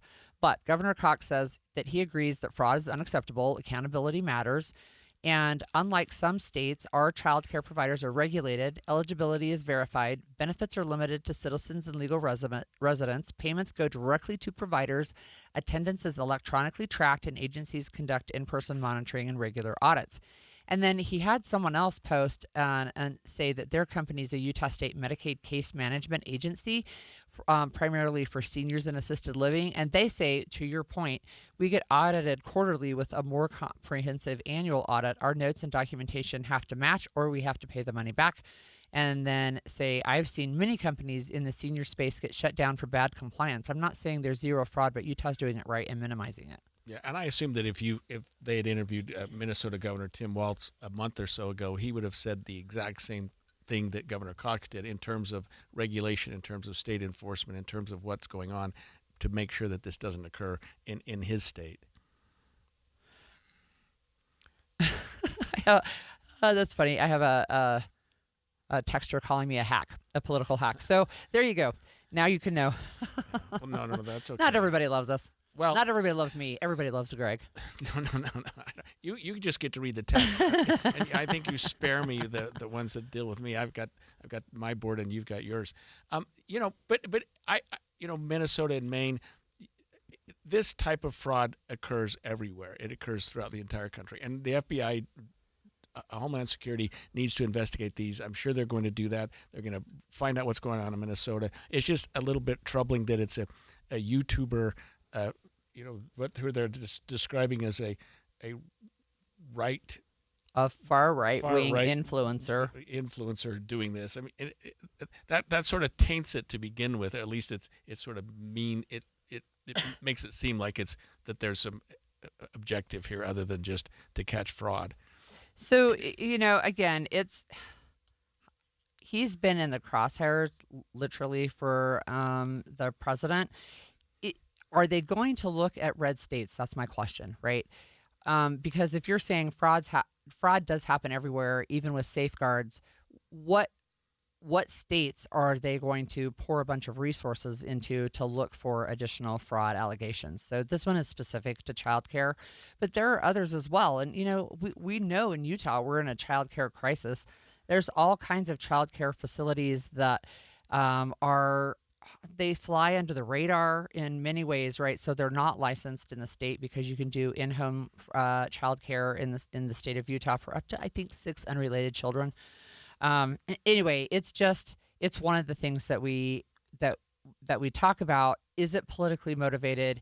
Is it real? Does it exist? And then what do you do about it? Yeah, and is it focused more than it should be on Somalis? Is there any reason why to believe that certain communities are more likely to be involved in childcare fraud than others. That to me seems a little bit far-fetched. Well, and you do have some Republicans calling on the governor of Minnesota to resign. Republicans in Minnesota saying that it's the same level of impeachment, right? Malfeasance, high crimes and misdemeanors. High crimes don't actually, it's a term of art. It doesn't actually refer to a specific crime. But they're saying that this lawmaker, that he, as the head of the state, that he should resign over this. So I think it's interesting, right? And I think that's a question. Should elected officials be responsible for fraud that happens in a city where they're a city council person? Should they be responsible in the state? Should they be responsible at the federal level? Yeah, and a spokesperson for the Minnesota governor made the following statement. The governor has worked for years to crack down on fraud and ask the state legislature for more authority to take aggressive action. He has strengthened oversight, including launching investigations into these specific facilities, one of which was already closed. So they seem to be at least looking at it very seriously. Yeah, that's right. And, the thing with fraud, and, Utah has a specific area of fraud where we're very vulnerable. It's affinity fraud, right? Where you drop a name, for example, and say, hey, so-and-so in this church community endorses my product and you should too, right? We fall for that a lot in Utah. We seem to be particularly trusting, and that means that we have fraudsters who come and take advantage of us. Right. I don't think you're a hack. You're very kind. No, it's fine. We get love and hate both. So I have nice ones too, saying you're not a hack. And we have another texter that says, my wife has a daycare. And look, I know that there are rules, right, that people have to follow. There are background checks. There are things like that, right? But it's interesting to me that in Minnesota, and I don't know the details, but that there weren't checks and balances. I think that's the part where you say, really? Because there's some pretty high bars, even for federal grants, for example, and federal benefits. If you're saying, I'm going to take federal dollars, there are a lot of hoops you have to jump through. And when they say you jump, you say how high. And that's exactly right for those of us that had to deal with federal funding before. When we come back after the break, we're going to be talking to Deseret News reporter Lois Collins, a frequent guest of ours, who's going to tell us about her top stories of 2025, as well as what she's working on next. Stay with us. 10:30 at KSL News Radio. I'm Andy Farnsworth. KSL's top story this hour. One person is dead after a crash in Little Cottonwood Canyon this morning. Police say the car drove off a cliff. One other person is injured. A college graduate traveling to start her new life had her U-Haul stolen while spending the night in Salt Lake City. I just hope that I get justice. I just hope that guy feels a little bit remorseful for taking everything I had. Nicole Cleveland had just graduated from CSU in Fort Collins, Colorado, and was on her way to Northern California when she stopped at Best Western for the night. When she got up the next morning, her U-Haul was gone and around $20,000 of her belongings. Police say they're looking for a white GMC Sierra between the late 90s and early 2000s model. Our top national story this hour from ABC News, the 988 crisis hotline faces a crisis of its own. ABC's Jim Ryan says federal funding of the state grants that keep the service running is set to run out next year. Since 988 was established in 2022, an estimated 16.5 million calls, texts, and chats have been received from people in need of counseling. The office within the Department of Health and Human Services that funds the program has faced staff cuts similar to other federal agencies, leaving funding for 988 up in the air. Federal funding of the state grants crucial to the program will expire in September. Your money at this moment, the Dow down 87 points, not nearly as rough as it was yesterday, but it is still almost 0.2% to 48,374. Coming up, we've got cold weather today, but by New Year's morning, we could have rain. Traffic and weather together is coming up next. KSL News Time, 10:31. Mornings are for recharging. And they're for starting your day right. We volunteer to join you in the car. Get news and weather at 102.7 FM during the most important part of your day. Andy and Amanda, each morning between 5 and 9 on KSL News Radio. This holiday season, make your wish list a reality at Performance Automotive in Bountiful. When you choose performance, you're choosing selection, convenience, and exceptional service. With 3 locations, Performance Honda, Performance Toyota, and Performance Ford, Performance Automotive is here to serve your needs. Performance Automotive in Bountiful, driven to be the best. Start your search today at performancebountiful.com. Performance Automotive. Driven to be the best. Ebenezer Scrooge, you have yet a chance of escaping my fate. Ah, humbug. You still have time to get a Mountain America Rewards credit card and earn 3 times the points on every dollar spent, but only through the stroke of midnight on December 31st. I suppose I can learn to enjoy the holidays with triple rewards.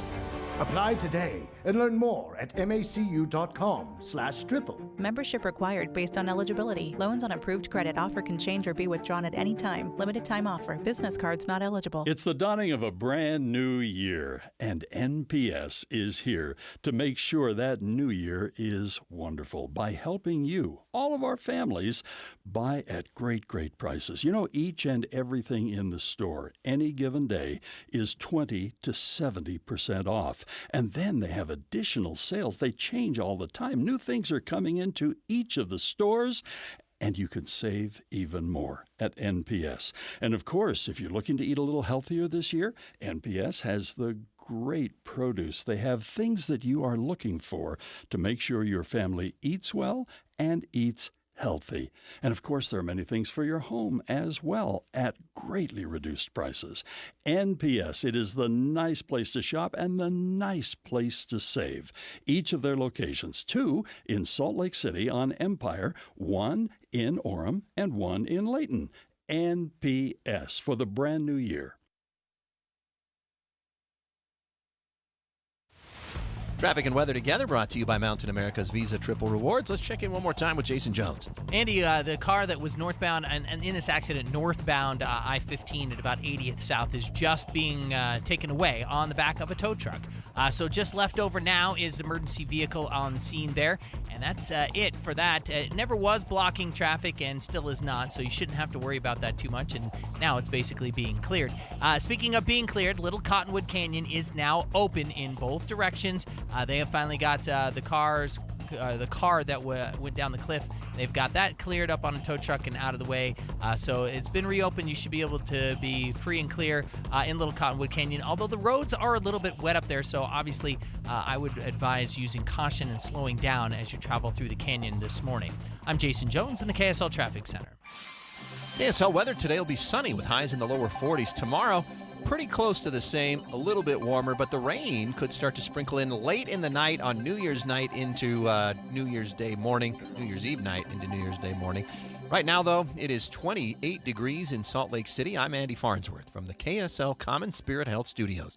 Listen online at kslnewsradio.com. We are Utah's news, traffic, and weather station. The all-new Inside Sources. Your inside access to the people and policies shaping Utah's future. Here are Greg Skordas and Holly Richardson on KSL News Radio. So we have been doing this look back this week. It's one of the things that's kind of fun because, you know, we've talked, Greg, you and I yesterday and today about stories from 2025. We already forgot some of them, right? It feels like the beginning of 2025 was a really, really long time ago. But we have with us Lois Collins. She reports with the Deseret News, and she does, I think, some of the coolest stories. She gets to talk to some very cool people. And I asked her if she would join us to talk about some of her favorite stories from 2025. Hi there. Hi, Lois. So I have been blessed, I think, over my career to write stories where people tell me their personal problems. They tell me their challenges, and it turns out that those are my favorite stories. So I cover a lot of policy things. I cover family policy. I cover a lot of health stories. I cover all sorts of things. But the ones that I love and the ones that I want to talk about today are the ones where other people were really struggling and were kind enough. And I do think it's being kind enough to be open about their challenges, so that other people can see what they're going through and can maybe learn from their experiences. And sometimes you just need an outlet, and I'm happy to be that outlet. Yeah. So that's part of it. So probably the most intense story that I did this year was the story of the Wilhite sisters, Jessica and Sabrina, who were coming home for Thanksgiving last year. Their brother Luke was getting ready to go on a mission, and they were driving across the freeway that intersects, it's the highway, not the freeway, that intersects the Navajo reservation down by Tuba City in Arizona, and they got hit. And when I first heard this story, I heard a version that turned out to be kind of like a game of gossip where there's some facts and other people kind of build the facts, and it's not what really happened.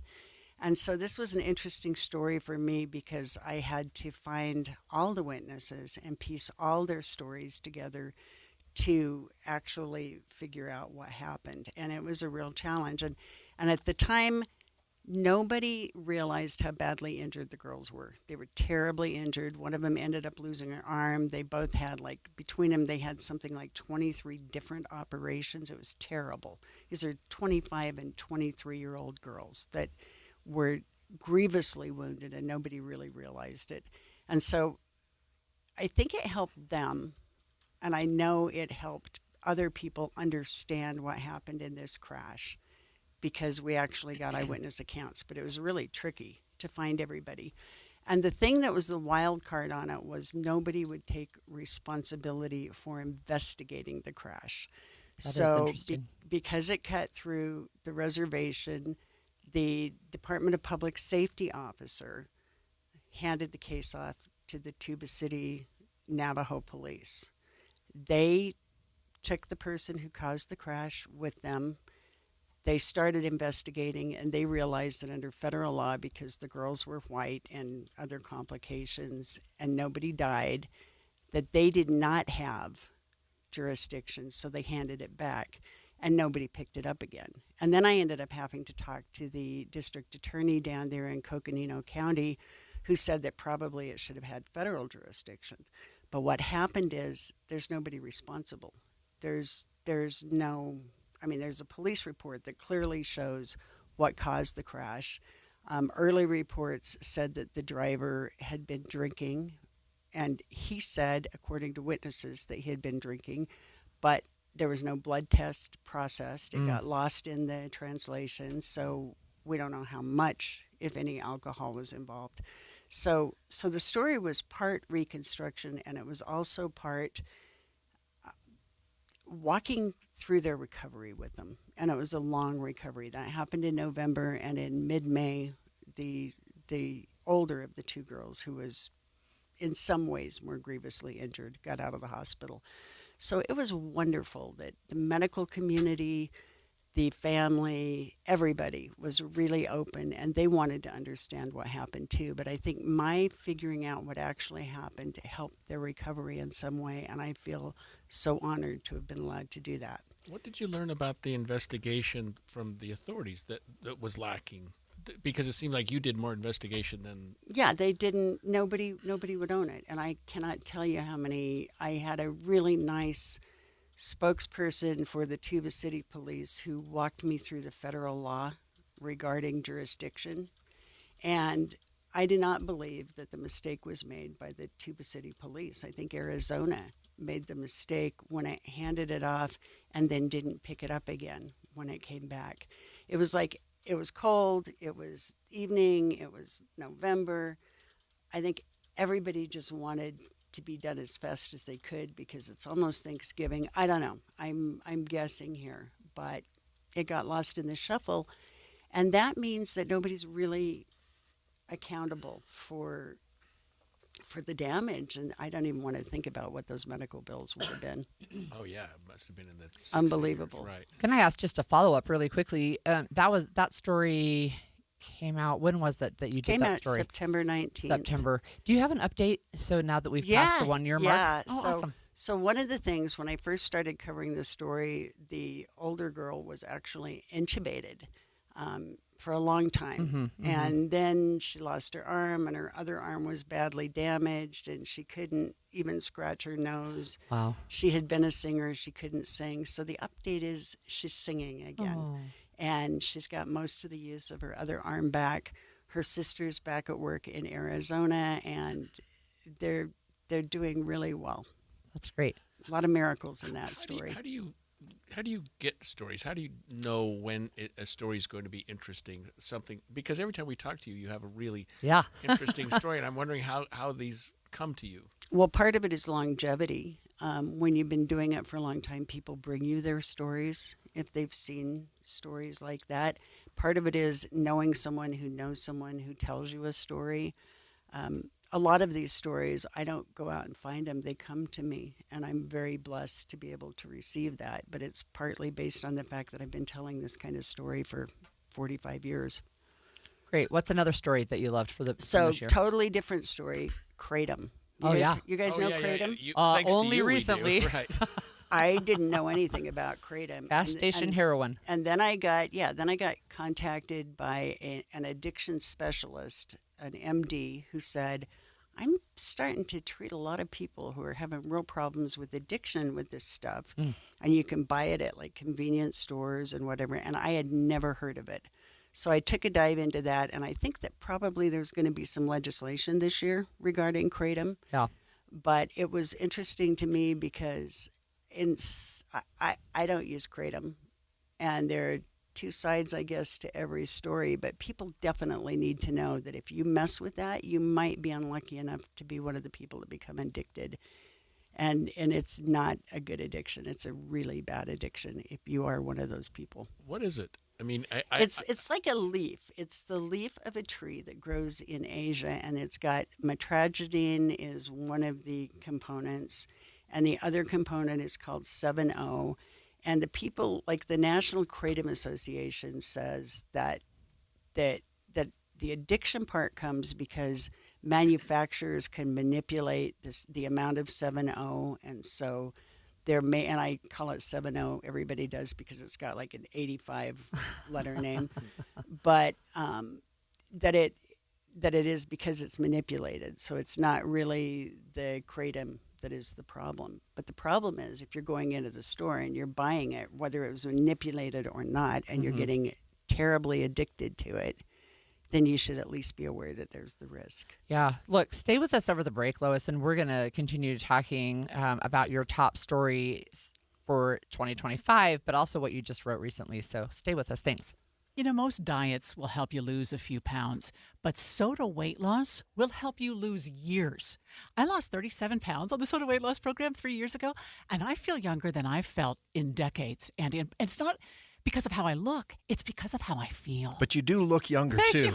I let go of 70 pounds in 5 months, and then I looked at the before and after pictures of myself and was like, wow. It's something when you don't have to carry all of that excess weight around. And I was at a stage in my life where I didn't want to add drugs to my regimen. I wanted to reduce the number of medications I had to take. So the nutritionist at Soda Weight Loss taught me how to have a healthy relationship with food. And it was so helpful that I could text my nutritionist anytime I wanted to for advice, which helped me learn what I needed to know so that I could keep it off. And right now, this is the perfect time to join because if you join now, your partner joins for free. It's the perfect gift for both of you. It's at Soda Weight Loss. SOTAweightloss.com because soda is, say it with me, Amanda, state of the art. You trust us for news and information in your car. Now trust us at home. KSL News Radio has you covered, keeping you informed on the latest breaking news, weather, traffic, sports, and more. Listen on your Amazon Echo or Google Home device. Just say, Alexa, open KSL News Radio. Or listen on the KSL News Radio Listen app. Text the word app to 57500. KSL News Radio. We have you covered.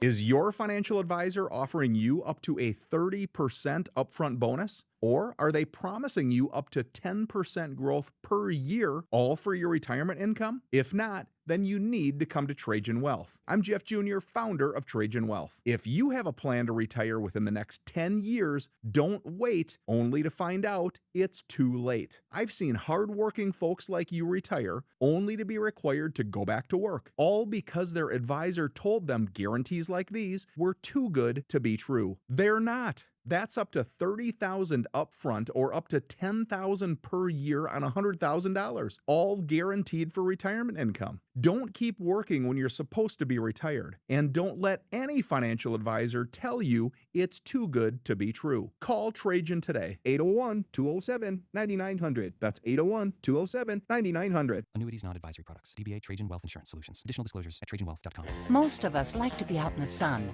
That's why sunscreen and other safety measures are key to protecting your skin from aging and cancer. The FDA recommends using a sunscreen with a sun protection factor, or SPF, of 15 or higher. Also, look for broad spectrum on the label.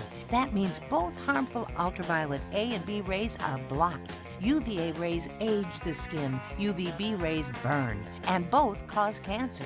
But the perfect sunscreen doesn't count if you use it wrong. Don't need sunscreen on a cloudy day? Wrong. 80% of UV rays still get through the haze. Only use sunscreen at the beach? Nope. Anytime you're outside, UV rays attack the skin, so you need protection. And you have to reapply sunscreen every 2 hours. Remember, SPF plus broad spectrum equal healthy fun in the sun. Visit www.fda.gov/sunscreen for more information. A message from the U.S. Food and Drug Administration. When it comes to vaping, the truth can get clouded. So let's make it clear. Vaping is not safe for kids, teens, or young adults. It's just not. Because vaping can put microscopic particles into your lungs. And dangerous things like metals and volatile organic compounds into your body. And nicotine, the same highly addictive substance found in regular cigarettes. Nicotine can harm a person's brain development through their mid-20s. Affecting learning, memory, attention, and impulse control, and priming the brain for other addictions. Vaping products also come in kid-friendly flavors that can make them appealing to youth. And many kids also use other drugs, like marijuana, in vaping devices. With appealing flavors, high nicotine levels, and lots of promotion on social media, many kids think vaping is harmless, but it's not. So talk to your kids about the risks of vaping, because when you talk, they hear you. For more information, visit underagedrinking.samhsa.gov. Mom and Dad used to argue about everything, especially about Dad's drinking. My family went from totally crazy to quiet, calm, and even peaceful when Mom started going to Al-Anon family groups. I wanted a better relationship with Dad, so I asked Mom if she would take me to her Al-Anon meetings or to Alateen. I'm sure glad I did. Is someone's drinking troubling you? You might be surprised at what you can learn in an Al-Anon or Alateen family group from people just like you. Call 1-888-4-ALANON or go to alanon.org. The new Inside Sources. So we're continuing our conversation with Lois Collins from the Deseret News and some of the most interesting stories that she wrote this year. We were just talking about Kratom during the break, gas station heroin. None of us have tried it, and we probably will not.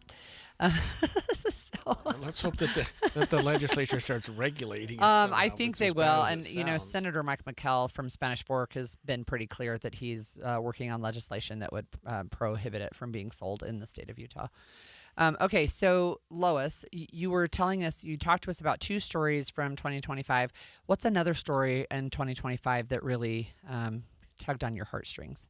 So there's a little boy who's 3 years old who has what's called cerebral adrenoleukodystrophy, and it's pretty curable with the matched stem cell transplant. It takes like 2 tablespoons, maybe less, of the right marrow.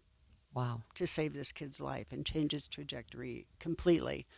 And without it, soon, and they don't know exactly how soon, of course, but soon, probably before age 10, he will have gone through multiple stages. He will quit being able to walk.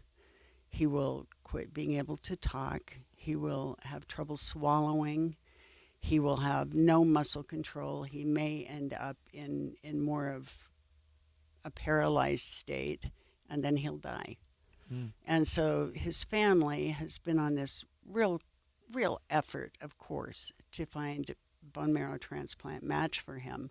And they've done all sorts of events, and bless their hearts, people have stepped up. There have been 13,000 people since the story ran that got tested to be a match.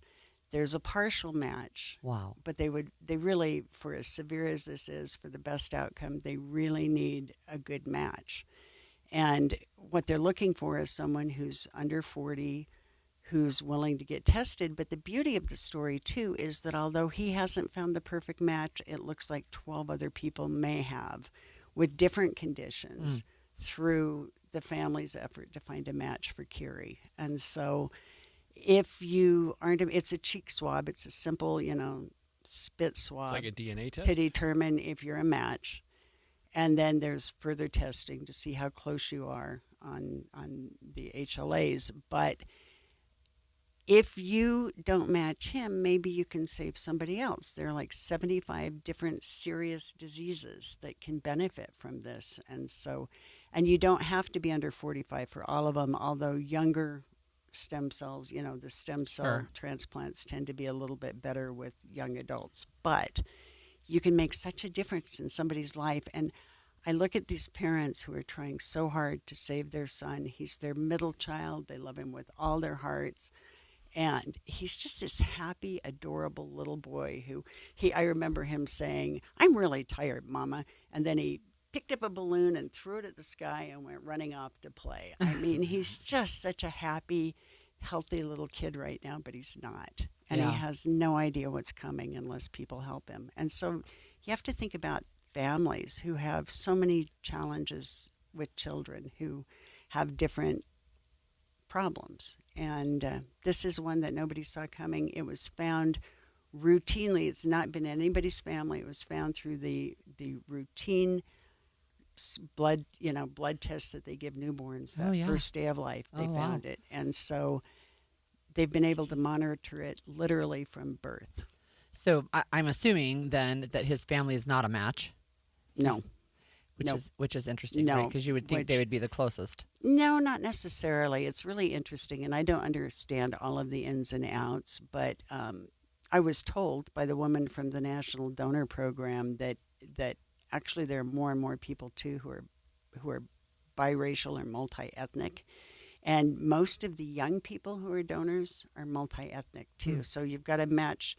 It's a different kind of match. Yeah. So it's interesting. But it also opens up the door to more matches and better matches. And what could be his likely prognosis if he gets the right match? Does it make a big... Normal life. Oh, it's that... There's a really good chance with a good match that he would have a normal life and a normal lifespan, and he would never necessarily even remember. And would this treatment be a one-time treatment? It's a little bit longer for him, but yes, it's a one-time treatment. It takes it's probably 2 hours out of your life if you're the marrow donor and you feel like you maybe fell on your backside and are bruised a little bit, just the way they take the marrow out. And for him, he would be in isolation for a little while, and it's a little bit longer recovery for him. But it's as procedures go, it's very precise, but it's not a huge deal. Wow. Just as a follow-up then, what if somebody who is listening today wants to be swabbed and see if they're a potential donor, can they still do that? And how do they do that? There is still time. You can contact the National Donor Marrow Program to find out how to do that, or you can just Google Hope for Kiri, KIRI.org.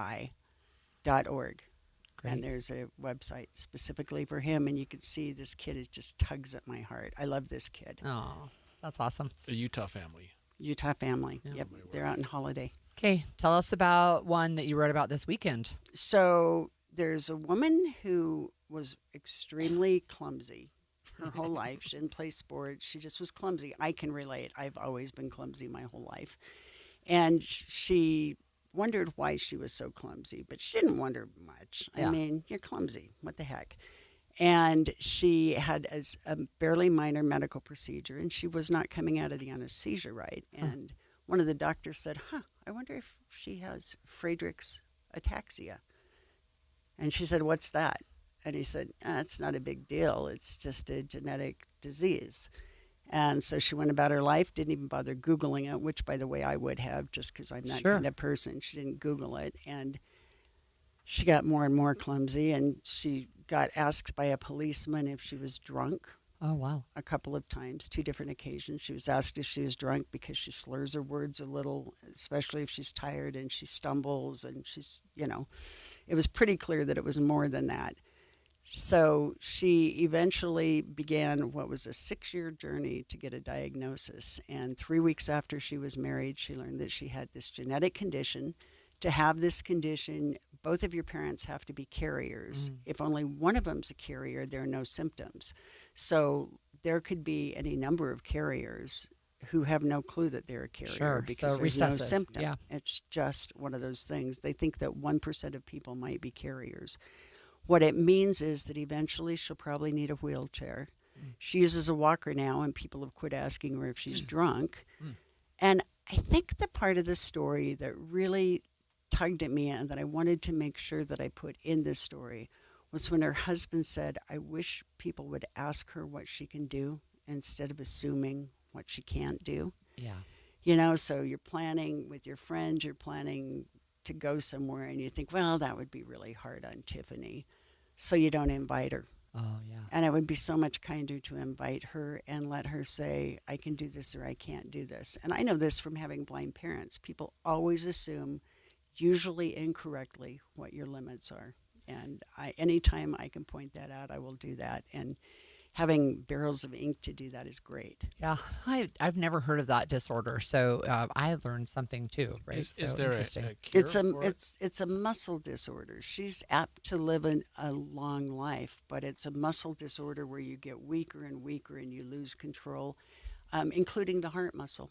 Most of the people who die prematurely of that die because of something wrong with their heart, that it didn't function properly. They got cardiomyopathy. Wow. And it's discouraging and debilitating. And her husband, they wanted to have kids, and her husband got tested to make sure he wasn't a carrier because they know for sure she is. Yeah. Right. And he wasn't. And then they started their family earlier than they planned because she wants to be a mom while she can be fully involved, really or involved. as involved as possible. Yeah. Yep.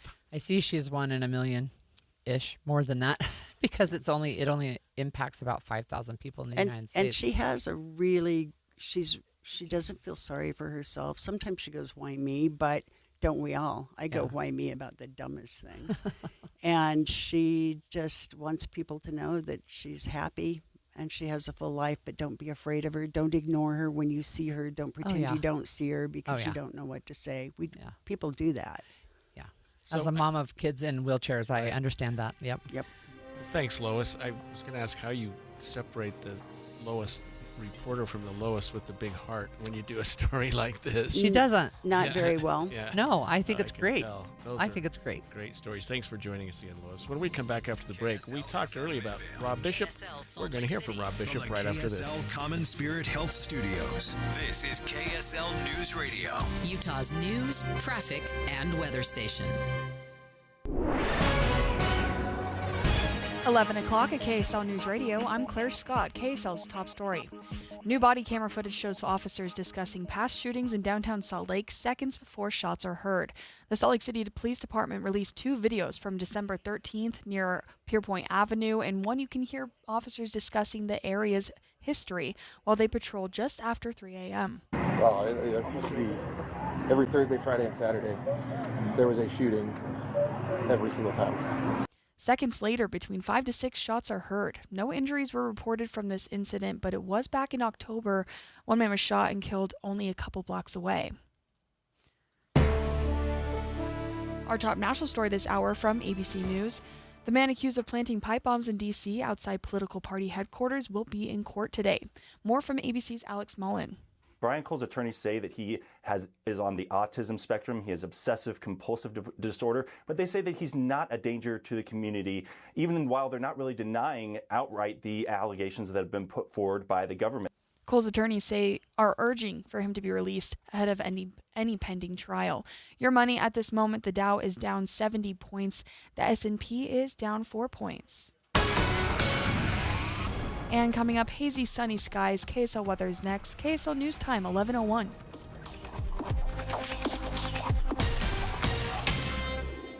A reminder about the simplest way to get updated for your day. Hit your KSL preset when you jump in the car, and we'll take care of the rest. Hear key news updates and traffic reports. Andy and Amanda from 5 to 9 in your car. KSL News Radio at 102.7 FM. Febreze. It's a classic odor tale. You fried fish for dinner, cleaned up, but the smell is still in the house.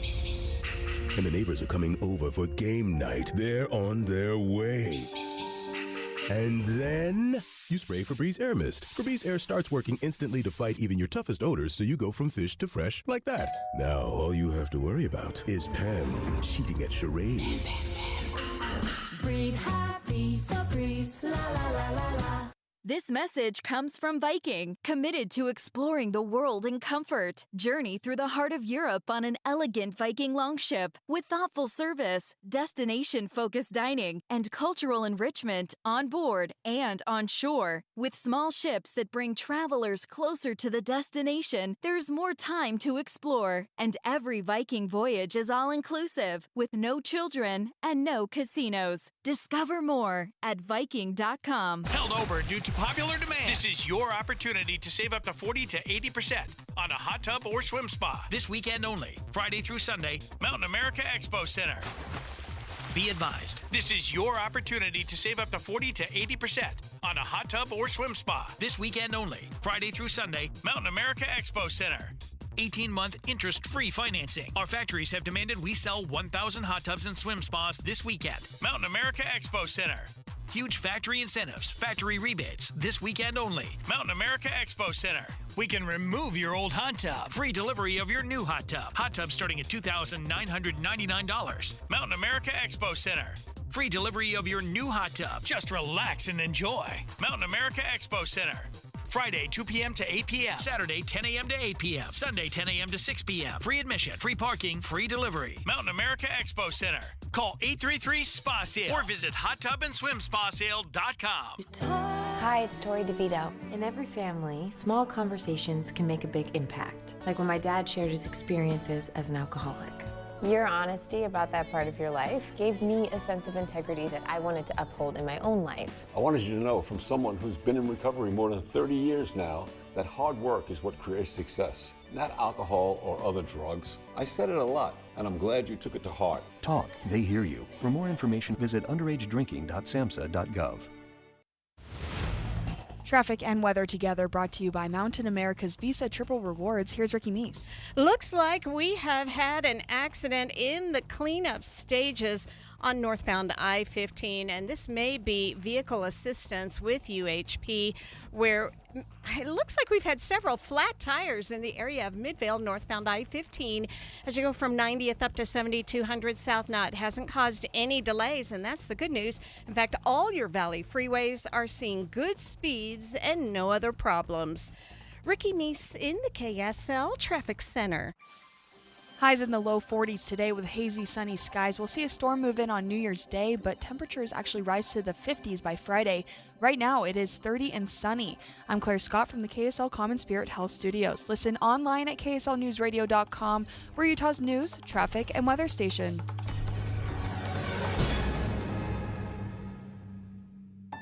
The all-new Inside Sources. Inside Sources. Your inside access to the people and policies shaping Utah's future. Here are Greg Skordas and Holly Richardson on KSL News Radio. We spoke earlier about some interesting news. A former congressman, nine-term Utah congressman from the state of Utah, same thing, Rob Bishop, who has indicated an interest in becoming our newest state legislator. And it's interesting, Holly, in a couple respects. First of all, he started in the state legislature. He then went to Congress, served 9 terms, and I think he served, 7 or 8 terms at the state? 8. Yeah, and so now he wants to go back. Yeah, it is interesting, and I was just trying to Google how many federal representatives then go back to their state and run for state office. And I know back a long time ago, more than 200 years ago, there are a few who did that. But even Google can't tell me, because Google doesn't understand the question. Right. They're like, I will tell you how many are there who used to serve in the state legislature, and that's about half. Somewhere around half of them start in the state legislature and then run for federal office. However, they don't know the other way. And we spoke with Brigham Tomko earlier about, he's speaking to Rob Bishop about why he wanted to do this, that he has some almost like unfinished business. But it's interesting because he has so much to offer. I think he would be an incredible member of our legislature. Well, we have him on the line right now, so thanks for joining us. And honestly, I don't know whether to call you former congressman, former Speaker of the House, Mr. Bishop. How do we address you? All of those are better than most people call me. Just use Rob and get over it. Okay. Thanks, Rob. Why do you want to take another bite at the apple? Well, there are a couple of things. First of all, there are issues of which I cared as a congressman that are still out there, and the state does play a role in part of their solutions. So I would love to be able to give that voice to those particular issues. Plus, to me, it's very important that northern Utah, especially Weber and Box Elder counties, that those voices are not forgotten or not misunderstood in the state legislature. I want to be an aggressive voice for northern Utah on all these issues that are important to citizens up here in the northern part of the state. I also have, a personal concern because the state legislature was probably the favorite job I ever had. I enjoy that place. It's important to me. I was an intern there. I even proposed to my wife in the balcony up there in the state legislature, the House chamber. Yeah, it's pretty cheesy, isn't it? No, it's very sweet. So all of those would be when there is an open seat that Matt Gwynn has provided by his retirement to take care of his family. I kind of would like to make a complete circle and end my political life by going back to where I started. Can you share with our listeners, Rob, a couple of the issues that you feel strongly about that Utah is dealing with right now?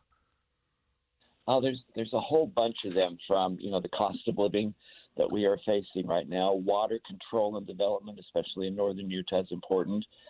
Education funding, as a former teacher, that's always important to me, and I think the legislature and the state have made marvelous approaches in that, but they've only got half of it. They are doing a good job in trying to improve compensation for teachers, but then to allow them to minimize regulations, allow them the freedom and flexibility to actually teach and do their job, that still needs some work on. To give parents more say in the future of their kids, that's important. The balance of power in the state of Utah between the three branches of government is something I care about. The idea of federalism and trying to claw back authority from the federal government to the state level, and also to try and lessen the regulations from local governments that are imposed by the state, I think are all important issues I want to deal.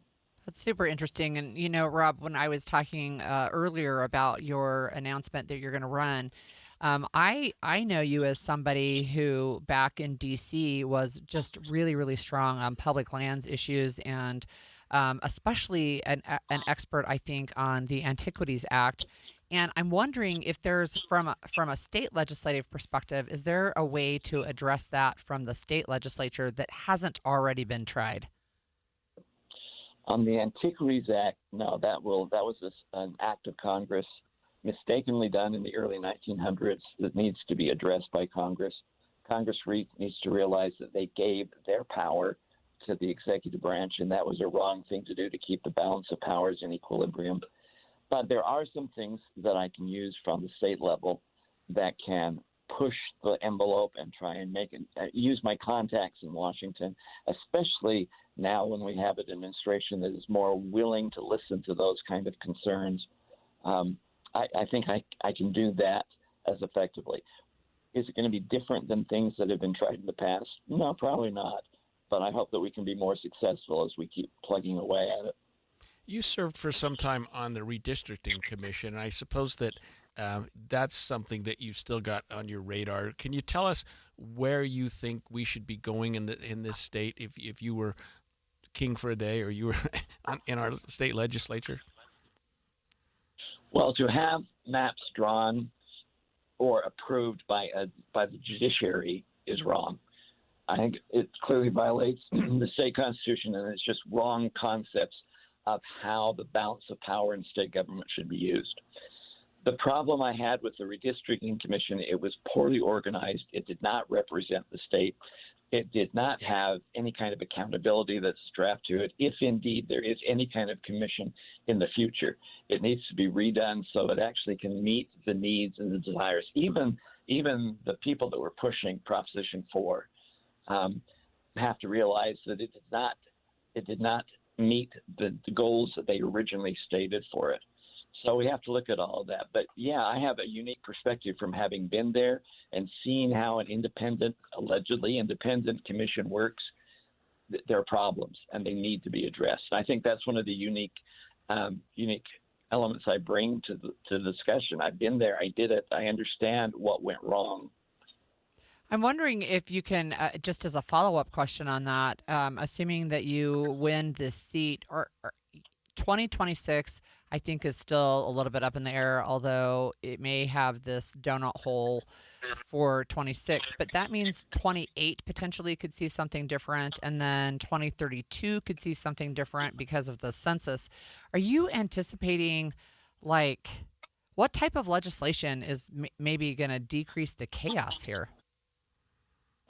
Well, I think everyone needs to sit down and come to the table and talk about it.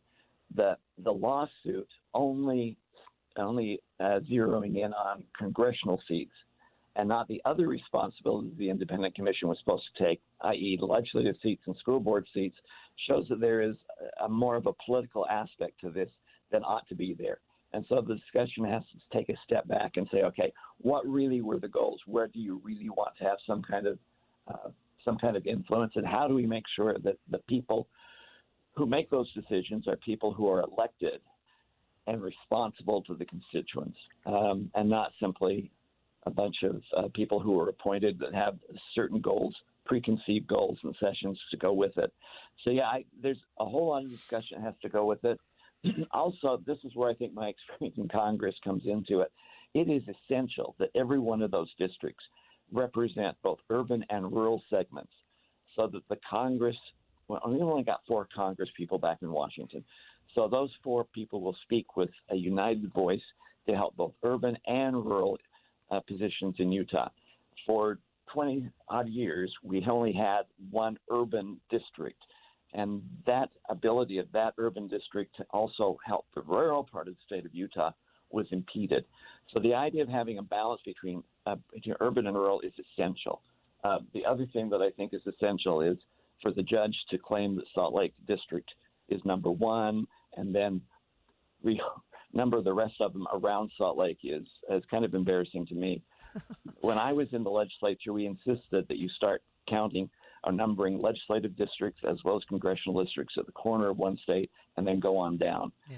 So going from the 1st district to the 2nd district by a judge's opinion, it's either a Freudian slip or there's some kind of bias that's there. Thank you. I have one final question really quickly. So this is because Representative Gwyn's going to resign after the legislative session, there will be a special election and then, of course, the regular election process for 26. Are you intending to run for the special election and in the regular election cycle? Well, because the filing date starts on Friday, I have to file for the November election, and obviously I will be doing that. I would probably try and file for the interim spot, but that's not totally decided yet. Okay, and that's not until March. So thank you so much for joining us. That was Rob Bishop, former congressman, former Speaker of the Utah House, and taking another bite at the apple. When we come back after this break, we are going to talk to one of our favorite contributors, Cami Mondo, about some of the top federal political stories that she covered this year, also nonstop all year. Do you have an IRA or 401k? It's natural to think of this as being your money, right? But remember, you still have to pay taxes when you withdraw this money in retirement. And you could be paying a lot more in taxes on these accounts than you know. A lot more. Learn the strategies that can help you reduce or eliminate your taxes in retirement. Don't miss a special edition of Retirement Solutions Radio this Saturday afternoon at 3 o'clock, right here on KSL News Radio 102.7. Get in the zone, AutoZone. Charlie's battery is struggling to start. Not ideal before the tailgate, so he goes to AutoZone. Welcome to AutoZone, where friendly AutoZoner tests his battery for free. Looks like he needs a new one, so he gets the Duralast battery. Have fun and stay warm. And he makes it to the tailgate early enough to get his favorite spot. Free battery testing and charging. No hassles, just help.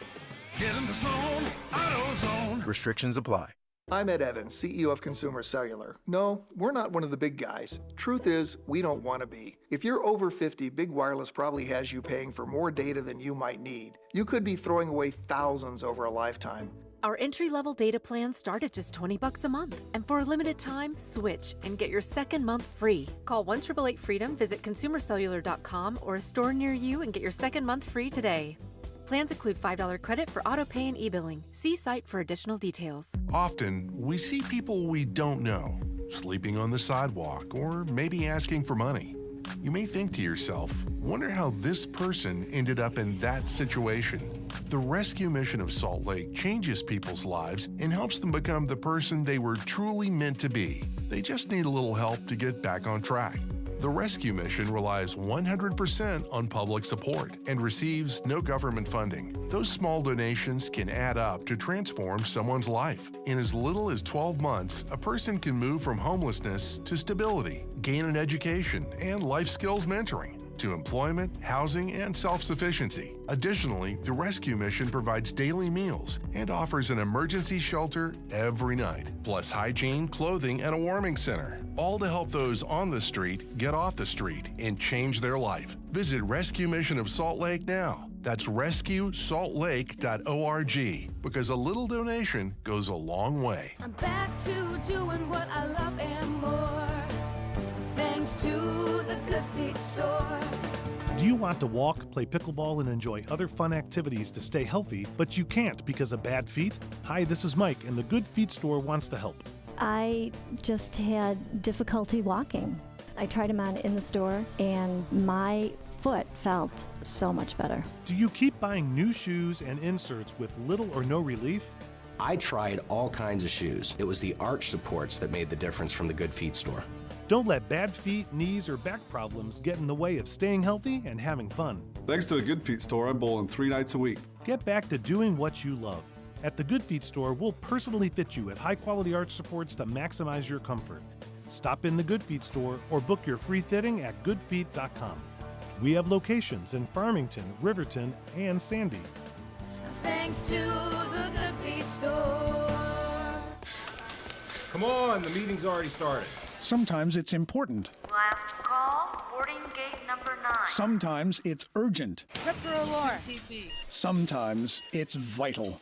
Hospital treatment within 1 hour of a stroke can prevent lifelong disability. If you notice someone experiencing sudden weakness on one side or having a problem speaking, walking, or seeing, call 911 fast. Stroke. Know the signs. Act in time. A message from the National Institute of Neurological Disorders and Stroke. Over the years, you've brought opioids into your home. They helped when you were in pain, and you held on to them just in case. But holding on to opioids puts your family at risk. Learn more at www.fda.gov/drug disposal. Inside Sources. Well, we spoke earlier with Brigham Tomko about what a big year it was for Utah politics, and I think we want to shift to some federal politics as well. And it was interesting that just our last guest, who has that perfect balance between both state and federal politics, and Rob Bishop coming back into the state legislature, it makes a lot of sense on so many levels, and I think he has so much to offer. I wish we could have spent another segment with him. Well, I'm sure we'll have multiple opportunities to talk to him and others as well. Look, one of our favorite correspondents is Cami Mondo, and she has been back in D.C., and I feel like we talk to her almost every day during the shutdown because we're like, what's happening now, Cami? So she gets to recap what she thinks are the top stories of the federal politics this year. Thanks for joining us, Cami. Yeah, absolutely. Thanks for having me. So what are some of the top stories that stood out to you? I mean, I think you just alluded to probably the obviously biggest one was that shutdown, 43 days of just absolutely not much going on, but everything at the same time. Kind of the one federal story that I think actually stretched across the country and affected nearly everybody in a way that was more personal than anything else. And Cammie, how did that affect what's going on in Capitol Hill? I mean, it seems like it was so long and it was so contentious, and we kept having vote after vote after vote. And we interviewed you several times during that period of time because not much else was going on. Yeah. Yeah, it was definitely a moment where there was nothing else you could really focus on except for the shutdown. You know, the House wasn't even in during that entire 6-week period. So everybody was in the Senate. That's all we could do. And it was a lot of just standing around in hallways, you know, staking out meetings while they were negotiating. They walked out with no updates. You had a lot of congressional staffers who were kind of just walking around. They were the ones doing all of the work behind the scenes, but they were the ones not getting paid. So it was a lot of just confusion and not knowing what was going to happen next, when it was going to end. And it felt a lot longer than 43 days, I will say that. Can you talk to us, too, about a record-setting year with the fewest number of pieces of legislation passed this year? It was really, really low this year. Did we lose Cammie? Maybe we did. We probably did. Okay. Hopefully we'll get her back. Hopefully we'll get her back. You're right, because what happened was the administration, Trump, was issuing these executive orders. Yeah. And so many people thought, well, isn't that the province of the legislature? Why are we doing it this way? And I think that Trump had an agenda coming in, wanted to get so much done, the one big beautiful bill, for example, that he almost like didn't have time to deal with the legislature and their arguments and debates and whatnot. So hopefully we'll get Cammie back, but she did write an article in the Deseret News, and one of the things she said was this low legislative output. Lawmakers passed fewer than 40 bills that were signed into law this year. It's one of the lowest during the first year of a presidency in modern history. And, you know, what's interesting to me is you have a conversation about, do we pass too many pieces of legislation, right? So earlier this year, the Utah legislature passed 582 pieces of legislation, something like that. It's somewhere around that number. But Congress passed fewer than 40. Is there some kind of happy medium here where you should get some work done, right? And that's moving forward the business of the country. But this year, boy, there was just not a lot. Right. And we've also seen a lot going on with respect to even some breaks within the Republican Party. And I wanted to ask Cammie about that and sort of the whole Marjorie Taylor Greene MAGA thing. Cammie, do we have you back? Yeah, sorry about that. Not sure what happened there. That's okay. So we talked about the low number of bills that were passed, but we were just talking about Marjorie Taylor Greene, and she's leaving, I think, next week. But you wrote an article just recently about how her faith in Charlie Kirk kind of led to the split. And I was telling Greg during the break that of all people that epitomized the MAGA movement, I would say Marjorie Taylor Greene was one. Therefore, she was the very last person I would have expected to break with Trump and MAGA. I wonder if you could talk about that just briefly. Absolutely. And what we have seen so far this year is, you know, a growing number of people who are leaving and resigning from Congress. It's on track to break the record. It hasn't just yet, but we are expecting that it could. But I would say that Marjorie Taylor Greene's resignation was the most surprising for that exact reason, where she was Trump's loudest cheerleader for years, broke with him, and now in this large profile with the New York Times, which I had written part of on it, she cited many reasons as to why she did break, but she did mention that, you know, after Charlie Kirk was killed, it caused this just deep self-reflection of her and her Christian faith that really just made her realize that the kinds of personality she's taken on as a Trump supporter to attack her opponents was something that she no longer agreed with her faith and alignment. So that was kind of the biggest break and biggest surprise, I would say, in terms of the retirements. I have a follow-up to that. And, you know, and I think it's probably fair to ask, is this genuine? Is this a genuine change, or is this politically motivated maybe? You know, and that's always the question when people make these kinds of big claims. You could always ask whether, you know, Marjorie Taylor Greene's, you know, undying loyalty to Trump in the first place was genuine. You know, if this break is now genuine. In politics, it is always very difficult to tell when someone is being straight with you. People do change their opinions and their stances all the time. But at least for now, it seems like she is stepping back from the limelight. She is not going to be in the political spotlight, the political stage anymore. So when she does return, if she does, we can see, you know, which one actually is where she wants to stand. Interesting. It seems, Cammie, as though a lot of the undying loyalty between House and Senate Republicans and the Trump administration is breaking apart a little bit over the Epstein files and what's happening there.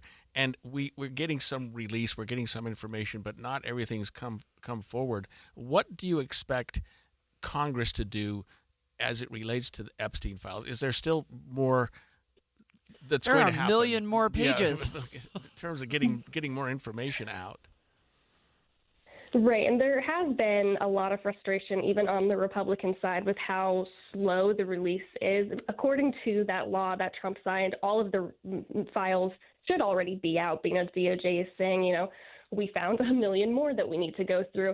And a lot of Republicans, particularly Thomas Massie, who led that discharge petition, has been very vocal about maybe even holding Attorney General Pam Bondi in contempt for this. So we may see when they return next year maybe some movement on that. It's not exactly clear, but you will see a lot of frustration, especially from Massie. You may see it from a few other Republicans on how slow this actually has been.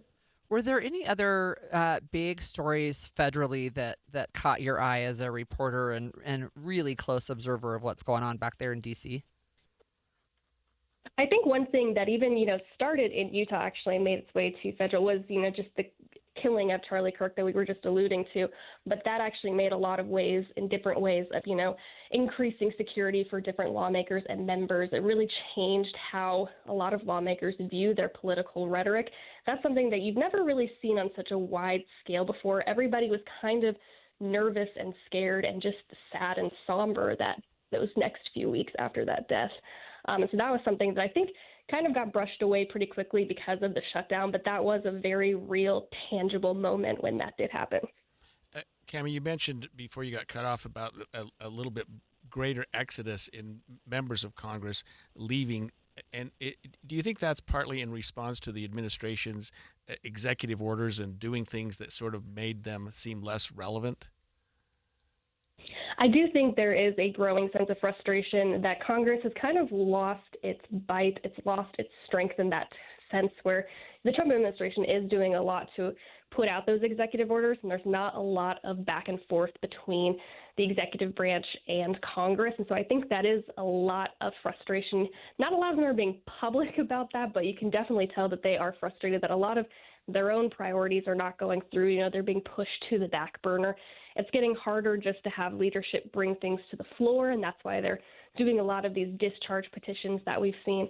So I do think that is definitely a factor in a lot of these people just wanting to leave a place that's no longer about, doing real tangible work. It's more about, politicizing and campaigning, and that's just kind of how Congress has become. We've got less than a minute, Cammie, but can you tell us what we can look forward to as the new year starts? I think in this new year, you're going to see a lot more attention flipped to the midterm elections. Republicans are going to be on the defense. They're going to be wanting to defend their majorities in the House and Senate. So you probably will see less of the work that I was just talking about and more of that campaigning because these majorities are going to be on the line.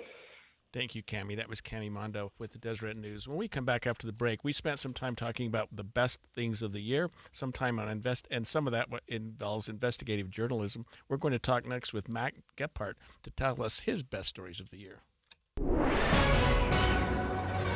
11:30 at KSL News Radio. I'm Claire Scott, KSL's top story this hour. One person is dead and another is injured after a crash in Little Cottonwood Canyon. KSL News Radio's Alexandria Bonilla reports.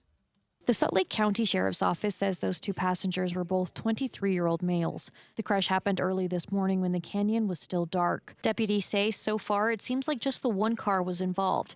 It fell off the edge of the road and down the cliff. It's unclear if the car itself hit the creek. Drivers can expect possible backups in the canyon as investigators work near the Lisa Falls area. Our top national story this hour from ABC News. More acts are canceling their plans to perform at the Kennedy Center in Washington now that President Donald Trump's name could be attached to it. The list of canceled performances is growing, with a New York-based dance company, a folk singer, and a jazz group now joining musician Chuck Redd in refusing to appear at the renamed Trump Kennedy Center. One of the artists says the cancellation may cost her, but, quote, losing my integrity would cost me more than any paycheck. Center President Rick Grinnell said the acts were booked by prior management, and he accused those who are now boycotting of having a form of derangement syndrome. ABC News national correspondent Stephen Portnoy reporting. Your money at this moment, the Dow is down 52 points. The S&P is flat. And coming up, storm on New Year's Day. KSL weather's next. KSL News Time, 11:31. The sources where we get our news matters. When you listen to Utah's Morning News, we want you to feel the stories are important to you and trustworthy. This is Amanda Dixon. And I'm Andy Farnsworth. Join us weekday mornings on KSL News Radio. Guns. Rocky Mountain Gun Shows. Don't miss the Rocky Mountain Gun Show, Saturday and Sunday, January 3rd and 4th at Western Sports Park in Farmington. Stock up on wholesale ammo with no limit on quantity. Get 500 rounds of 9mm ammo for just $85. Shop our massive selection of firearms, mags, knives, and outdoor equipment. It's the Rocky Mountain Gun Show, so you know it'll be good. Rocky Mountain Gun Shows. Looking for a secure retirement plan without market risk? Look no further. Lyle Boss, president of Boss Financial, specializes in no market risk retirement strategies with guarantees of principal, guaranteed growth, and lifelong income. Join Lyle right here each Saturday and Sunday for his Safe Money radio show and call him now at 855-355-SAFE for your complimentary customized Safe Money information kit and Safe Money book. Nothing but upside here at 855-355-SAFE. I'm Andrew Saul, Commissioner of Social Security. I'm here to warn you about telephone scammers pretending to be government employees. Some of these scammers may say threatening things like you will be arrested if you don't make payments or provide personal information. Do not fall for these tricks. These calls are not from us. Real Social Security employees will never threaten you for information or money. If you receive a call like this, hang up. Never give the caller your personal information, like your Social Security number or bank account, or send money in any form, cash, gift cards, wire transfers, or prepaid debit cards. Report the call to our law enforcement arm, the Office of the Inspector General, at oig.ssa.gov. Share this information with your friends and family.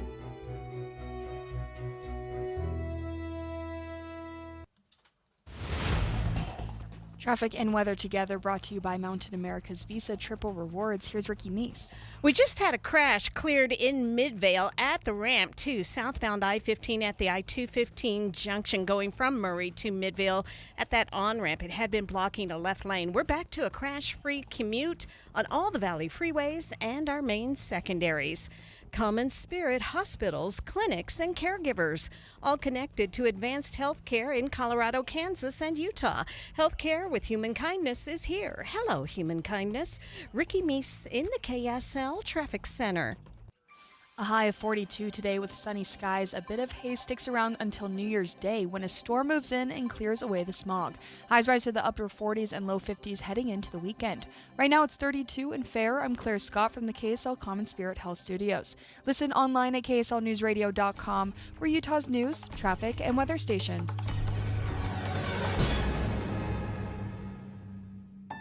The all-new Inside Sources.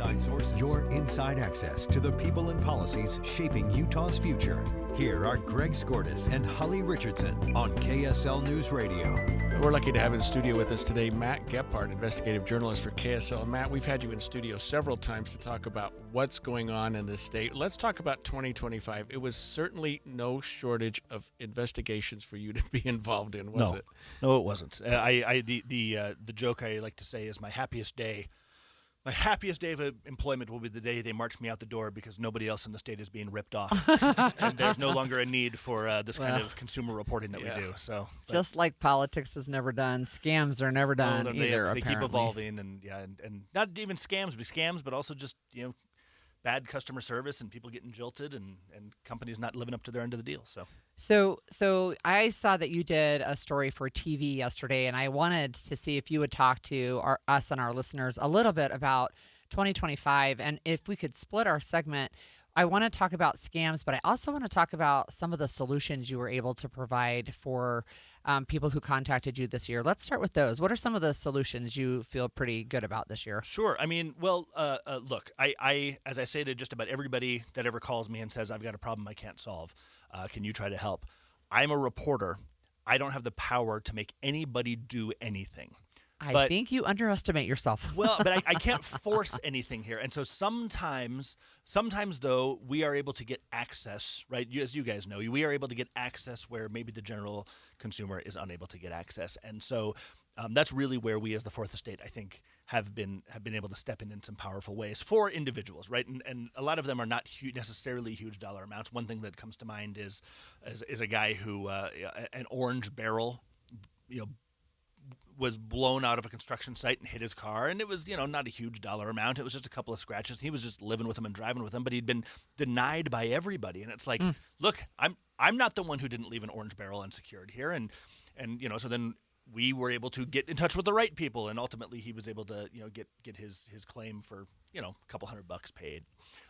Another thing where we've seen a lot of this year is anybody who uses online bill pay. I call it fat fingering the online bill pay, and that is we've seen this really happen a lot as more and more banks and credit unions have pushed their customers towards pay your bills through us, pay your bills online.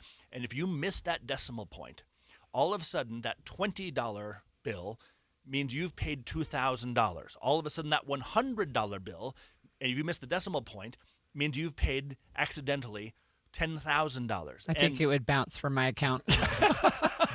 If you're lucky. Yeah, right. Well, it doesn't bounce from everybody's account. And the thing that we're seeing time and time again is that you have all these account receivables, they're designed to take money in, but they don't really know what to do if they receive too much, except that their system automatically credits. And so we've seen it with television providers, and we've even seen it with medical care, right? Where the kind of thing where you're going in for medical care on a continuing basis, where it's like, okay, well, you've overpaid us by $10,000, so I guess you now have a $10,000 credit. It's like, no, I need my money back, please. I didn't mean to. Ouch. Yeah, and so it's one of those where we're just able to sometimes deal through the public relations department and help companies. Do what, frankly, if you'd been able to get through to a human being in this world of AI, if you'd been able to get through to a human being in the first place, might have actually been done for you on your own. So, and the victims, the consumers that are suffering these, Matt, they don't seem to have that same ability, that same push that you might when you make a call and say, hey, can we help this person get their money back? Yeah, well, I mean, look, I've got a bully pulpit. Right. In by KSL, there's a stick on top of the Oquirrh Mountains that broadcasts what I have to say. And that is powerful, and it's a responsibility I know you guys don't take lightly, and it's a responsibility I don't take lightly. And not to get too wax poetic about it, but we don't own the airwaves. We rent the airwaves. We get a license to drive on these airwaves, just like you get a license to drive in the car. And our job is to serve the public, and part of that is to help and to provide these services. And so yes, some of that is. And I never call a company and say, if you don't, I'm going to shake my fist at them. No, I call them up and say, listen, you've got 100% control over the second half of the story. The first half of the story has been told to me. This person says, by contract, you were going to do this. And they've shown me the evidence, and I've done a little investigation before I called you, and I figured out what the contract law here may say, and I figure out, what maybe some case law might say, and I figure out what the laws around this subject may say. And whether or not you've been sued 500 times for this exact same practice or whatever the case may be. So I've done my investigation. Then I call you and I say, now you have 100% control over the second half of the story. How do you want the story to end? Do you want it to stand toe-to-toe with me on camera and say, Matt, here's what went wrong and here's why it'll never happen again and here's how we're changing our processes and why this is not the way we want to operate as a company? Or do you want to blow me off? That's up to you. And many, many times, good companies, stand toe-to-toe with me and answer questions and say, here's what went wrong here and here's why we want to fix it, or here's why we actually don't agree with the consumer about what's went wrong here. I do try to be fair in those cases, and that's the access we get is generally to the people who understand branding and the people who understand, The ones that always surprise me are the cell phone companies, truly, because if you look, every time you turn on the TV and you see a commercial, it's one of the cell phone companies. You guys are spending godzillion dollars, and yet one news story can undo some of that, what you're trying to put out there, into the message you're trying to put out there. And so, and that's for example, right? Yeah. You have the power to control how this story ultimately looks on television. Well, let's talk about scams and fraud. Yeah, we talked about, when we have you in here, sort of the scam du jour. Yeah. It seems like there's something, but what did 2025 strike you as in this scam area? I call myself a professional boogeyman. I just come on your show and scare people. But it's artificial intelligence has really changed the game. It used to be you had to have a certain amount of sophistication to be able to socially engineer people, and so it used to be, long time ago, you blanket the country with checks that claim to be from the Publishers Clearinghouse or whatever the case may be, and then over the last few years we've seen them really, really narrow down and really, really focus on people as an individual, and that's where, so what we're seeing a lot more of, where we've seen a real twist in scams and in fraud and is impersonation fraud, and that one is just skyrocketing to the moon. And the reason being is because the number of college educated young people that I talk to who go, oh my gosh, they just knew everything. Every single time I was sure this was a scam, they had the answer. So I really did think I was dealing with my bank's customer service scam department, or I really did, and so because they build these portfolios on you, and then thanks to AI cleaning up the grammar, there's all the dead giveaways are gone, and so what we're really seeing is less of a target of, let's see if we can go after people who maybe happen to bank at this bank with a big brand name, and a lot more, I'm going after Holly. I'm going after Greg, and here's everything I know about him, and I know his name, and I know his mother's maiden name, and all that stuff that we heard about from all those data breaches 2, 3, 4, 5 years ago, all that stuff that we weren't really worried about because, well, they didn't get my social security number or my credit card number, and I put a freeze on my credit, so we're fine. No. Now they're figuring out how to use everything else they know about you to really, really come after you, and they're getting away with globs and globs and globs of money. Wow. So what's your best recommendation then for not being scammed? Because I find what I do is I don't believe anybody. Yeah. Even if it's real. I know you got to be a cynic, and it's awful. And you got to be a cynic even with like your family. So my wife manages the money in our house, and so I will regularly get from one of our investment accounts. I will get like this text message on my phone that says, this is a code. Don't share this code with anyone, but this is the code if you're trying to log into your website. And now it's no longer I would take that and send it directly to my wife. Well, no, maybe somebody else has cloned her phone or whatever. So I get her on the phone. And I say, did you just do this? And she says, yes. And then I give her, well, no. We've even evolved past that now, because now with AI, they can manipulate her voice if she's put her voice out on social media. So now we have a secret password. Wow. Right? And so these are the sorts of things that I have, having done this for a long time, and it just stinks that you have to. It just does. It really does. But these are the things that I've gotten in kind of the habit of doing. And like you, Holly, I just don't trust anyone. If you call me up and you say, I'm so-and-so from your bank, act now. Because sometimes when they say, it's fraud, you have to act fast. Well, no, I really do have to act fast. My credit card was stolen 2 weeks ago, and I had to act fast in order to shut this thing down. And it was but getting on and I called them. I initiated the call with the fraud department, and all of a sudden they started asking me these questions, and I'm going, wait a minute, I don't trust you. And I had to remind myself, no, they started asking these personal questions. First. No, yeah, it's like I called first. And I'm sitting there, and I get over here, and I'm on my laptop while simultaneously on the phone trying to make sure that these are the types of questions that I normally ask. It's hard. Yeah. You just got to be a professional cynic and assume that you're being scammed. Number one is anybody who calls me, I say, I'm going to politely, hello, just to confirm you're not a bot, goodbye, and I'm going to call you back. And that's what I do. Wow. Interesting. Well, I think you have job security for the foreseeable future. Knock on wood. Yeah. Right. So anyway, thanks for joining us. I appreciate that, and I'll remain a professional cynic, I guess. So, look, here's one story. This one is legit, actually. If you live in Grantsville and you wanted to get into politics, well, there's a vacancy in the city council. It might be your chance. You might sign up. KSL offers the best daily newsletter in the state. It's the 3 things you need to know. Every weekday, we deliver quality and relevant content to your inbox. No ads, no spam, just the 3 things you need to know to be informed about the world around you. Subscribe today. Visit KSLNewsRadio.com or text the word inbox to 57500. That's inbox to 57500.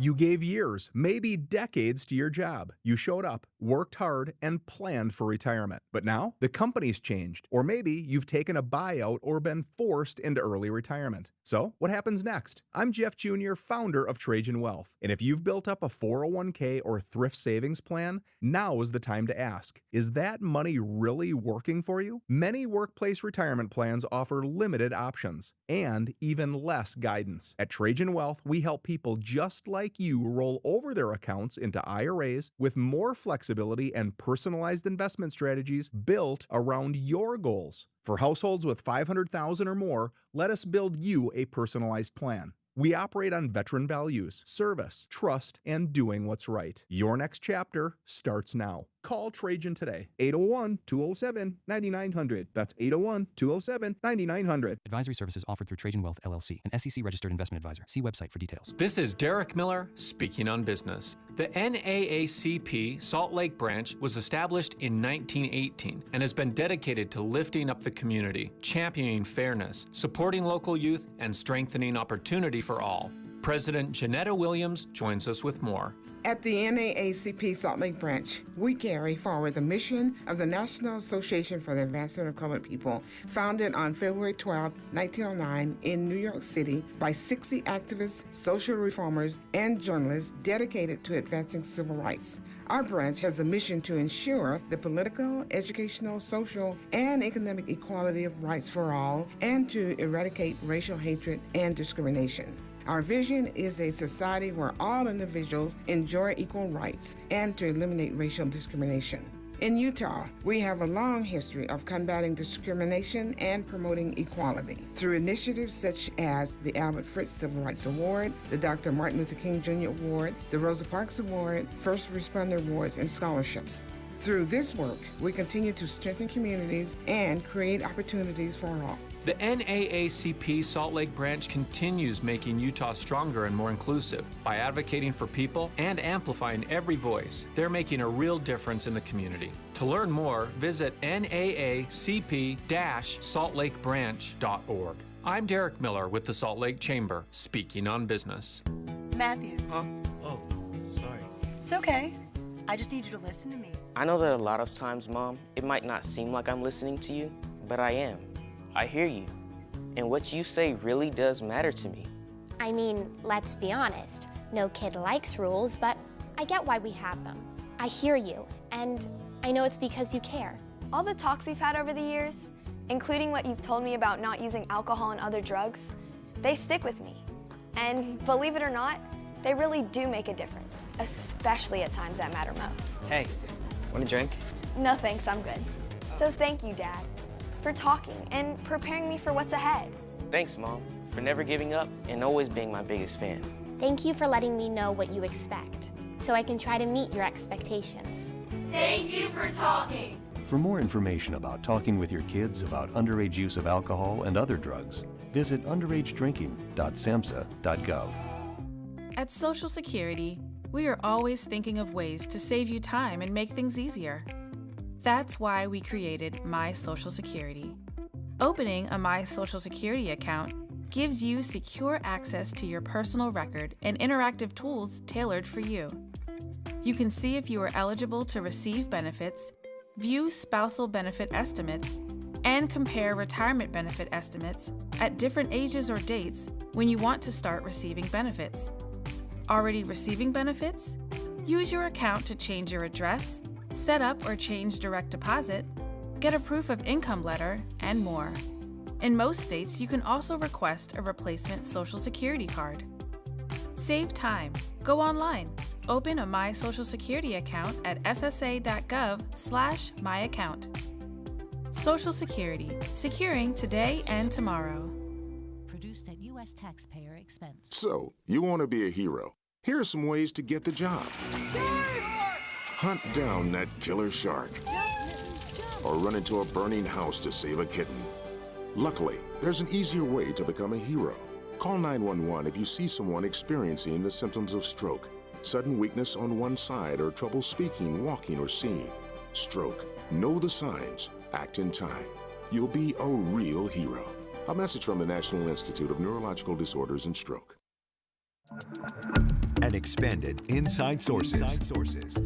So we have another town, city in Utah that is looking for somebody to join their city council. So this happens if you have, for example, a city council person who runs for mayor and they win, then they have to give up their city council seat. Right, that's right. So Grantsville is one of those places, and there's several around the state of Utah where that has happened. And in fact, I'll tell you just briefly about another one, and that is the city of Lehi.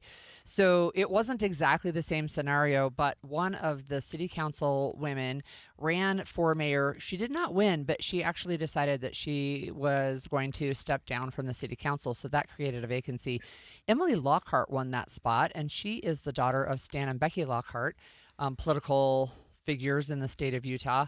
And I just thought that was lovely, right? So it's not a regular election process. They actually go and interview in front of the city council, and then the city council selects who their next person's going to be. Oh, it's the election within the city council itself. Yeah, so you have, 5 people? Yeah. Right. We had an interesting experience in the Ogden Valley just because we created a city this year. And that was the election was to elect a mayor council from nothing. It was sort of fun to watch it come together. That's right. So normally city council is 4 years, but if you're resigning mid-cycle for whatever reason, right, and this is the case in Grantsville, but you've got the person selected will fill the remainder of that term without running through a regular election. So you guys up there where you are, I forgot, what's your city's name? Eden. Well, I know Liberty. Eden is, but what's the new city? I don't think they've named it All right. yet. Okay. Well, whatever that is, they have rotating the new people who were elected. Some of them will serve 4-year terms, but some will only serve 2 years because they've got to rotate. Because they want to have elections every 2 years. Yeah, that's right. About half of the city council. So anyway, so the city of Grantsville is asking citizens to put their name in the hat, basically, and if you want to be selected to serve on the Grantsville City Council, you can do that, and now is the time. So they are looking for citizens to submit a letter of interest and a resume that outlines why they think they're qualified to serve. There's no specific requirements except that you have to be a registered voter and you have to have been residents of Grantsville for at least a year. But on January 21st, so we still have several weeks, the new member will be selected during an open meeting. So basically, they're vetted and they'll be interviewed by the city council, and then they'll be sworn in right away. And I think it would be an interesting job. I mean, I hope people do consider jumping into that because it's a way to serve your community on the most fundamental level. Oh, yeah. That's really where the rubber meets the road. Like if you care about chicken laws in your backyard, that's where you go. Right. There and not the state level or federal level. All right, so I have some fun facts for today. What does that sound like? It sounds like bacon. Sizzling bacon, yeah. Because today is National Bacon Day. Who knew? In fact, there's actually more than one type of bacon celebration throughout the year. Serious? Yeah. There's several. So you have National Bacon Day. I think you have like chocolate covered bacon day, and then there's like some other. Yeah. There's some other things. Look, I'm not a huge meat eater, but I really love the smell of bacon, and I love the smell a little more than I love the taste. Oh no, I can't eat enough of it. It's the best. Oh, it's so good. Okay, so I do have some other fun facts of the day. We're right in the week in between Christmas and New Year's, and it's a kind of a dead zone time. But there are some fun facts about the number of people who are celebrating New Year's, etc. And 63% of Americans are going to spend at least $50 on food and drink for New Year's. 63% will spend at least $50. Probably on, in Utah, it's probably Martinelli's and other sparkling cider. Yeah. In other places, it's probably alcohol. And in every place, it's probably cheese. I don't know why cheese 53%? No, 63. Oh, 63%. I'll bet the number is lower if you said how many will make the new year. Who will stay up until midnight? I know. And I'm not in that group. We saw the Associated Press had something where they said something like 43% are going to be asleep before midnight. Yeah, that's me. I think we decided in our household it's kind of a young people's game, and we're not that young anymore. So, so it's like, if I really have to. But I get up at 4 or 5 in the morning, and so staying up till midnight is actually quite hard for me. $50 doesn't get you very far. No, it doesn't get you very far, right? That's probably why there's a lot of people spending money. I do have some other fun facts. So do you remember this would have been, in the 1960s and 70s, The Wonderful World of Disney? Of course, on Sunday nights, every right? night, And every it Sunday. had like Tinkerbell. Yep. Their last show was December 30th, 1980. I Long remember time ago. as a family watching that Us every too. Sunday night Yeah. because it was school night. You'd That's stay right. up. It was the one sort of pleasure that you got. You have a And nice you dinner. knew that it was safe for the kids, although TV in the 1980s probably was. But it ended in 1980. It was really, really a long time ago. I was kind of sad to find out this that long ago. This one's a little bit sadder. So in 1903, there was a fire that broke out in a Chicago theater. More than 600 people died.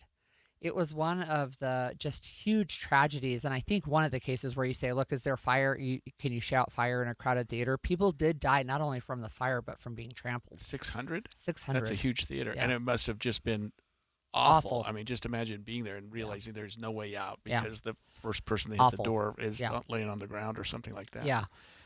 Okay, on this day in 1922, the USSR was established. So the former Soviet Union was established, and all their little satellite countries. This is at least where Putin is trying to get back to, the glory days of the USSR. Although sometimes some people are saying he wants to go back to the days of the czars, where it was even bigger. More landmass. 1922.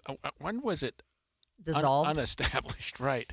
It's been a while. In the really early 90s, because that's when our adoptions started, actually. So the fall of the Iron Curtain, the fall of the Berlin Wall was 89, I think. And then by 91, countries had started breaking off. So we actually adopted from Kazakhstan, which was one of the USSR countries. In fact, it's where they used to do a lot of nuclear testing. And we adopted from there. I think they had been a country for 2 years when we did our first adoptions there in like 93. So that would have been after it was dissolved. So Yeah. Soviet Union was around for about 70 years, it sounds like. Yeah. And now we have a President Putin wants to go back to those glory days. One country at a time. All right. So tomorrow, as we get looking ahead towards tomorrow, which is New Year's Eve, we will have a show.